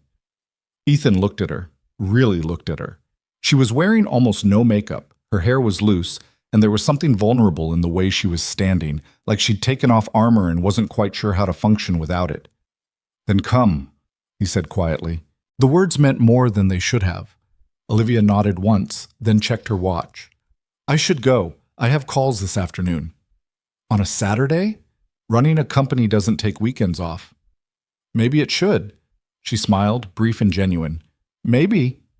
She said goodbye to Sophie, who made her promise 3 more times to come to another game, then walked to her car, the same black sedan from that rainy October morning, and drove away. Sophie appeared at Ethan's side. "I like her." "Yeah? She's nice. And she's pretty. Is she your girlfriend?" "What? No. She's my boss. Bosses can be girlfriends." "Not this boss." "Why not?" "Because it was complicated. Because there were rules and power dynamics and 100 reasons why it would be a terrible idea." "Because life doesn't work that way," Ethan said. Sophie looked skeptical but didn't push. They went out for ice cream after the game. Sophie got chocolate with sprinkles and talked nonstop about baseball and Ms. Bennett and how she was definitely going to practice pitching every single day until she was perfect. Ethan listened and ate his ice cream and tried not to think about the way Olivia had looked at him on the field, like she was trying to figure out something she couldn't quite name. Monday morning, he arrived at work to find a package on his desk. Small, wrapped in brown paper, no return address. Inside was a baseball, professional grade, expensive leather, with a note in handwriting he didn't recognize. For Sophie. "Keep practicing." Obi. Ethan sat at his desk holding the baseball and trying to figure out what it meant. Was it a gift from a CEO to an employee's kid? Or was it something more? He didn't have an answer. That week, the implementation hit a major snag. The Phoenix Distribution Center had rejected the new routing system entirely, causing a backup that cascaded through 3 other hubs. Patricia handled it with ruthless efficiency, but it still required all hands on deck for 48 hours. Ethan worked late Tuesday and Wednesday, breaking his own boundaries, hating every minute of it. On Thursday evening, he was still at the office at 7:30 when Olivia appeared in his doorway. "You're still here," she said. "Phoenix is a mess. I'm trying to—" "Patricia's handling Phoenix. Go home." "I can't just—" "Yes, you can. You set boundaries for a reason. Stick to them." "But, Ethan..." She stepped into his office and closed the door. "If you stay here every time there's a crisis, you're not setting boundaries. You're just lying to yourself about having them. What if it falls apart without me? Then it falls apart. And we fix it. That's how this works." She paused. "You can't be everything to everyone. Trust me, I've tried. It doesn't work." There was something raw in her voice that made him look at her more carefully. "Are you okay?" he asked. "I'm fine." "You're a terrible liar." She almost smiled. "I'm working on it." They stood there in the quiet of his office, the building mostly empty around them, and something shifted. "I went home last night at 6 o'clock, Olivia said suddenly. "For the first time in 4 years, I left the office at a reasonable hour and went home." "Why?" "Because I watched you choose your daughter over this job, and I realized I couldn't remember the last time I chose anything over this job. So I went home, and I sat in my apartment, and I had absolutely no idea what to do with myself." The admission was so honest it hurt. "What did you do?" Ethan asked. "I ordered takeout, watched a movie, went to bed at a reasonable hour. It was boring and unfulfilling, and I hated every minute of it." She looked at him. "But I woke up this morning feeling different, less tired, less like I was running on fumes." "That's good." "Is it?" "Because it also made me realize how much I've given up to be good at this. And I don't know if I can get any of it back." Ethan didn't know what to say. This version of Olivia, uncertain, vulnerable, human, was so different from the woman who'd interrogated him in meetings and challenged him at every turn. "You could try," he said finally. "Try what?" "Getting it back. Whatever it is you think you lost." "I wouldn't even know where to start." "Start small. Leave at 6. Watch movies. Show up at random baseball games and teach 7-year-olds how to pitch." She actually laughed. "Is that your prescription?" "It's working for me." Olivia was quiet for a moment. When she spoke again, her voice was barely above a whisper. "I don't know how to be anything other than this." "Neither did I. But I'm learning." She looked at him like he'd said something profound instead of just obvious. "Go home, Ethan. Be with your daughter. I'll handle Phoenix if it explodes." "You sure?" "I'm the CEO. Handling explosions is literally my job description." He packed up his laptop, grabbed his jacket, and headed for the door. "Ethan?" He turned. Olivia was still standing in his office, silhouetted against the window, looking smaller than he'd ever seen her. "Thank you," she said. "For what?" "For reminding me that there's supposed to be more to life than this." He wanted to say something meaningful, something that would somehow fix whatever was broken in her the way she'd helped fix what was broken in him, but all he managed was, "Anytime." He left before he could see her expression. Sophie's next game was on a Saturday in mid-May. The weather was perfect. Warm sun, light breeze, the kind of spring day that felt like a promise. Ethan showed up early with his ridiculous team hat and the new baseball Olivia had sent. Sophie had been practicing with it every day, and her pitches were starting to look almost intentional. The game started at 10. By 9:45, the bleachers were filling up with parents and siblings and grandparents. At 9:50, Olivia appeared at the edge of the field. She was wearing jeans again and a simple blue shirt and sunglasses that she pushed up onto her head when she saw him. She looked nervous. Ethan waved her over. "You came," he said. "I said I'd try." "Sophie's going to lose her mind." "Should I have brought something? Do people bring things to these games?" "Just themselves. You're fine." Olivia sat down next to him on the bleachers, and immediately half the parents in attendance did double takes. probably wondering why the CEO of Carter Dynamics was at a children's baseball game in their neighborhood park. Sophie spotted her in the third inning. Her face lit up like someone had plugged her into an electrical socket. She waved so hard she nearly fell over. "She sees you," Ethan said. "I see her too." They watched the game together. The Hawks were slightly less terrible than last time. Sophie got on base twice, once on a walk, once on an actual hit that went approximately 15 feet but still counted. When she pitched in the fifth inning, Olivia leaned forward slightly, watching with the focus of someone who actually cared about the outcome. Sophie threw 4 balls and hit 1 batter before getting pulled, but she ran back to the dugout grinning like she'd just won the World Series. After the game ended, another loss, but a close one, Sophie sprinted over to them. "Did you see me pitch?" she asked Olivia breathlessly. "I saw. You're getting better. I practiced every day like you said. I can tell. Your stance is much more stable." Sophie looked like she might explode from pride. "Can you stay for a little bit?" she asked. "We're going to get ice cream." Olivia glanced at Ethan. "You should come," he said, "if you want to." She hesitated for only a second. "Okay." They went to the same ice cream place as last time. Sophie ordered her usual chocolate with sprinkles. Ethan got vanilla. Olivia stared at the menu for a full minute before choosing strawberry like the decision carried enormous weight. They sat at a picnic table outside, and Sophie dominated the conversation with a detailed analysis of every play in the game. Olivia listened like it was the most important briefing she'd ever received. At one point, Sophie asked, "Do you have kids?" "Sophie," Ethan started, but Olivia shook her head. "It's fine. No, I don't have kids." "Why not?" "I've been very focused on my work. I didn't think I had time for a family." "That's what my dad used to say. But then he figured out how to make time." Olivia looked at Ethan. He shrugged helplessly. "Your dad's very smart," Olivia said. "I know. He's the smartest person I know. Except maybe you. I think your dad has me beat. You're both smart. You should be friends." "We are friends," Olivia said carefully. "Are you?" The question was directed at Ethan. He looked at Olivia, sitting across from him with melting ice cream and grass stains on her jeans from sitting on the bleachers, and realized he didn't actually know how to answer. Were they friends? Or was this something else entirely? "Yeah," he said finally. "We're friends." Olivia's expression was unreadable, but something shifted in her eyes. After ice cream, Sophie demanded a trip to the playground. She ran ahead, leaving Ethan and Olivia to follow at a slower pace. "Thank you for coming," Ethan said. It meant a lot to her. "It meant a lot to me, too." They walked in silence for a moment. "Can I ask you something?" Olivia said. "Sure." "Do you ever regret it? Taking this job, getting pulled into all of this?" "No, why would I?" "Because it's complicated. Because of the rumors, because of the pressure, because of everything that comes with working for someone like me." "Someone like you?" "You know what I mean." Ethan stopped walking, made her look at him. "I don't regret any of it," he said. "Not the job, not the promotion, not the complications. This year has been the hardest and the best year of my life, and most of that is because of you."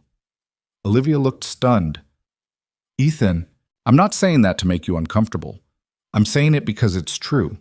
You gave me a chance when you had no reason to. You pushed me to be better than I thought I could be. And yeah, it's complicated, but the best things usually are."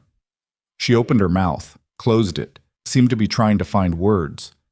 Before she could, Sophie yelled from the playground, "Dad, watch me!" The moment broke. They spent another hour at the playground. Sophie showed off on the monkey bars while Ethan and Olivia sat on a bench nearby, not quite touching, talking about everything and nothing. When the sun started to sink and Sophie finally wore herself out, they walked back to the parking lot. "Thank you for today," Olivia said quietly. "I haven't felt this normal in years." "You should feel normal more often." "Maybe I will." She got in her car and drove away, and Ethan stood there with Sophie's hand in his, watching until the black sedan disappeared around the corner. "I really like her," Sophie said.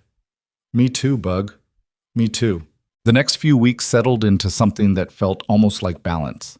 Ethan worked his hours, attended Sophie's games, had dinner at home most nights. Patricia ran the implementation with the efficiency of a military operation. The board stopped grumbling about his boundaries and started grumbling about other things. And Olivia came to 2 more games. She didn't announce it, didn't make a big deal of it. She just showed up, sat with Ethan in the bleachers, and watched Sophie play terrible baseball with unwavering attention. After the 3rd game, in early June, she asked if they wanted to get dinner instead of ice cream. "There's a place near the harbor," she said. "They have good pasta and a kids' menu." Sophie said yes before Ethan could even process the question. The restaurant was small and casual, the kind of place where families came on weekends. They got a table by the window. Sophie ordered spaghetti and proceeded to get sauce everywhere. Olivia ordered ravioli and ate it with the kind of careful precision that suggested she was used to business dinners, not family meals. "Can I ask you something?" Sophie said halfway through dinner. "Sophie, let Ms. Bennett eat," Ethan said. "It's fine," Olivia said. "What do you want to ask? Are you and my dad dating?" Ethan choked on his water. "Sophie! What? I just want to know." Olivia looked at Ethan, then back at Sophie. "Why do you ask?" "Because you come to my games and we get food together, and you look at him like my friend Emma's mom looks at her dad." "How does Emma's mom look at her dad? Like he's the best person in the whole world." The simplicity of it made Ethan's chest hurt. Olivia set down her fork carefully. "Your dad and I are friends, good friends, but it's complicated because I'm his boss and there are rules about that kind of thing." "What kind of thing?" "Dating," Olivia said quietly. "So you want to date him?" "Sophie, that's enough," Ethan said, his face burning. But Olivia was still looking at Sophie with that same careful attention. "I think your dad is an extraordinary person," she said. "And if things were different, if we'd met in a different way, then yes, I would want to date him." The honesty of it made the air leave Ethan's lungs. Sophie considered this. Things could be different. How? You could quit being his boss. Olivia actually laughed. "It's not that simple." "Why not?" "Because I run the company. I can't just quit." "You could hire someone else to run it. Then you wouldn't be his boss anymore." The logic was 7-year-old simple and completely impossible. But Olivia didn't dismiss it. "That's an interesting idea," she said seriously. After dinner, they walked along the harbor. Sophie ran ahead chasing seagulls and collecting rocks. Ethan and Olivia followed, maintaining a careful distance that felt both natural and painful. "She's not wrong," Olivia said suddenly.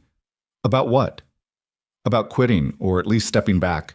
I've been thinking about it for a while now." Ethan stopped walking. "You're serious?" "The board's been pushing me to bring on a co-CEO. Someone to handle the day-to-day operations while I focus on long-term strategy. I've been resisting it because I like control, but maybe it's time to let someone else carry some of the weight." "Olivia, I'm not doing it for you. I'm doing it for me. Because I've been running this company for 5 years, and I can't remember the last time I did something just because I wanted to, and I'm tired of living like that." She looked out at the water, at the boats and the bridges, and the city lights starting to glow in the fading sun. "I want more than this," she said quietly. "I want a life that doesn't revolve around board meetings and quarterly reports. I want to go to baseball games and eat ice cream and not feel guilty about it. I want to be the kind of person who can answer a 7-year-old honestly when she asks if I want to date her father." Ethan's heart was pounding so hard he could hear it in his ears. "And do you?" he asked. "Want to date me?" Olivia turned to look at him. "Yes, but only if you want that too. And only if we can figure out how to do it without destroying everything we've both built." "I want it," Ethan said. "I've wanted it since the night of the party when you asked me to dance and looked at me like I wasn't just some project you were working on." "You were never a project." "I know, but it took me a while to believe that." They stood there on the harbor walk, close but not touching, while Sophie threw rocks into the water 20 feet away. "This is going to be complicated," Olivia said. "Everything worth having is." She smiled. "When did you get so wise?" "I have a very smart daughter. She teaches me things." Olivia reached out and took his hand. Her fingers were warm and slightly trembling. "I'm going to talk to the board next week about bringing on a co-CEO. It's going to take time to find the right person, but once it happens, I won't be your direct supervisor anymore." "And then?" "And then we figure out what this is. Together." Sophie came running back, pockets full of rocks and seaweed. "Look what I found!" She dumped her treasures on the ground between them. Olivia crouched down to examine them like they were precious artifacts. "These are excellent rocks," she said seriously. "I know. I'm going to paint them." "What colors?" "All of them. Every single color." Ethan watched them together and thought about how a year ago he'd been standing in the rain, desperate and drowning, climbing into a stranger's car because he'd run out of options. And now he was here. The co-CEO hire took 3 months.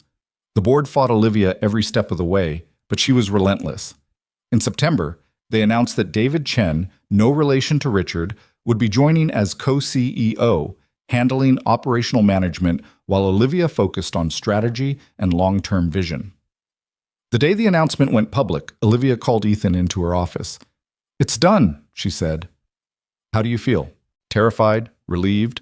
Like I just jumped off a cliff and I'm not sure if I'm flying or falling?" "Probably both," she smiled. "Probably. So what happens now?" "Now I'm still your boss for another 2 weeks while the transition happens. And then David takes over operations and I move to a different floor. And then? And then I'd very much like to take you to dinner. A real dinner. Not ice cream with your daughter, as delightful as that is. I'd like that too. It's going to cause talk. People are going to say I restructured the entire company just so I could date you." "Did you?" "No, but I won't lie and say it wasn't a factor." Ethan crossed the room and stood in front of her desk. "I don't care what people say." "You should. Your reputation—" "My reputation is that I'm good at my job. Everything else is noise." Olivia stood up and walked around the desk. She stopped in front of him, close enough that he could see the uncertainty in her eyes. "I don't know how to do this," she said quietly. "I've spent so long being the person in charge that I don't know how to be vulnerable with someone." "Then we'll figure it out together." He reached out and took her hand, and this time neither of them let go. 2 weeks later, David Chen officially took over operational management. Olivia moved to the executive strategy floor, and on a Friday night in late September, Ethan took her to dinner at a small Italian restaurant in the North End. They talked for 3 hours, about everything and nothing, about the year that had brought them together, about Sophie and baseball and the strange alchemy of rain and desperation, and a stranger who'd stopped to help someone who'd climbed into her car by mistake. "I still can't believe you didn't throw me out immediately," Ethan said. "I almost did. But you looked so desperate and sincere. And you talked about Sophie like she was your entire world. I couldn't bring myself to crush that." "Best decision you ever made?" "Top 5 at least." They walked along the waterfront after dinner, and when Ethan kissed her under the glow of the harbor lights, it felt like something inevitable finally falling into place. A year after that rainy October morning, Ethan stood on the Carter Dynamics rooftop with Sophie beside him. The company had opened the space for employee events, and tonight they were hosting a small celebration for the logistics team. But Ethan had asked Olivia to meet him here before everyone else arrived. She came up through the access door at exactly 6 o'clock, wearing the same charcoal coat she'd worn that first day. Boston sprawled beneath them, familiar and beautiful. "Hi," she said. "Hi." Sophie tugged on Ethan's jacket. He nodded. She pulled out a small wrapped box from her backpack and handed it to Olivia. "Dad said to give you this." Olivia took the box carefully, looking between them. "What is this?" "Open it," Sophie said impatiently. Inside were silver earrings shaped like autumn leaves. "They're from the corner where you picked me up," Ethan said. "That day in the rain. There was a tree there, and it was dropping leaves, and I remember thinking that everything was falling apart. But it wasn't. It was just changing." Olivia's eyes were bright. "Ethan, I know we're taking things slow.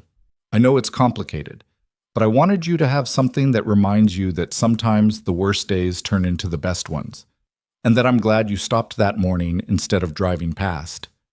She put the earrings on with shaking hands. Sophie slipped her hand into Olivia's naturally, like they'd been doing it forever. "You look pretty," she said. "Thank you."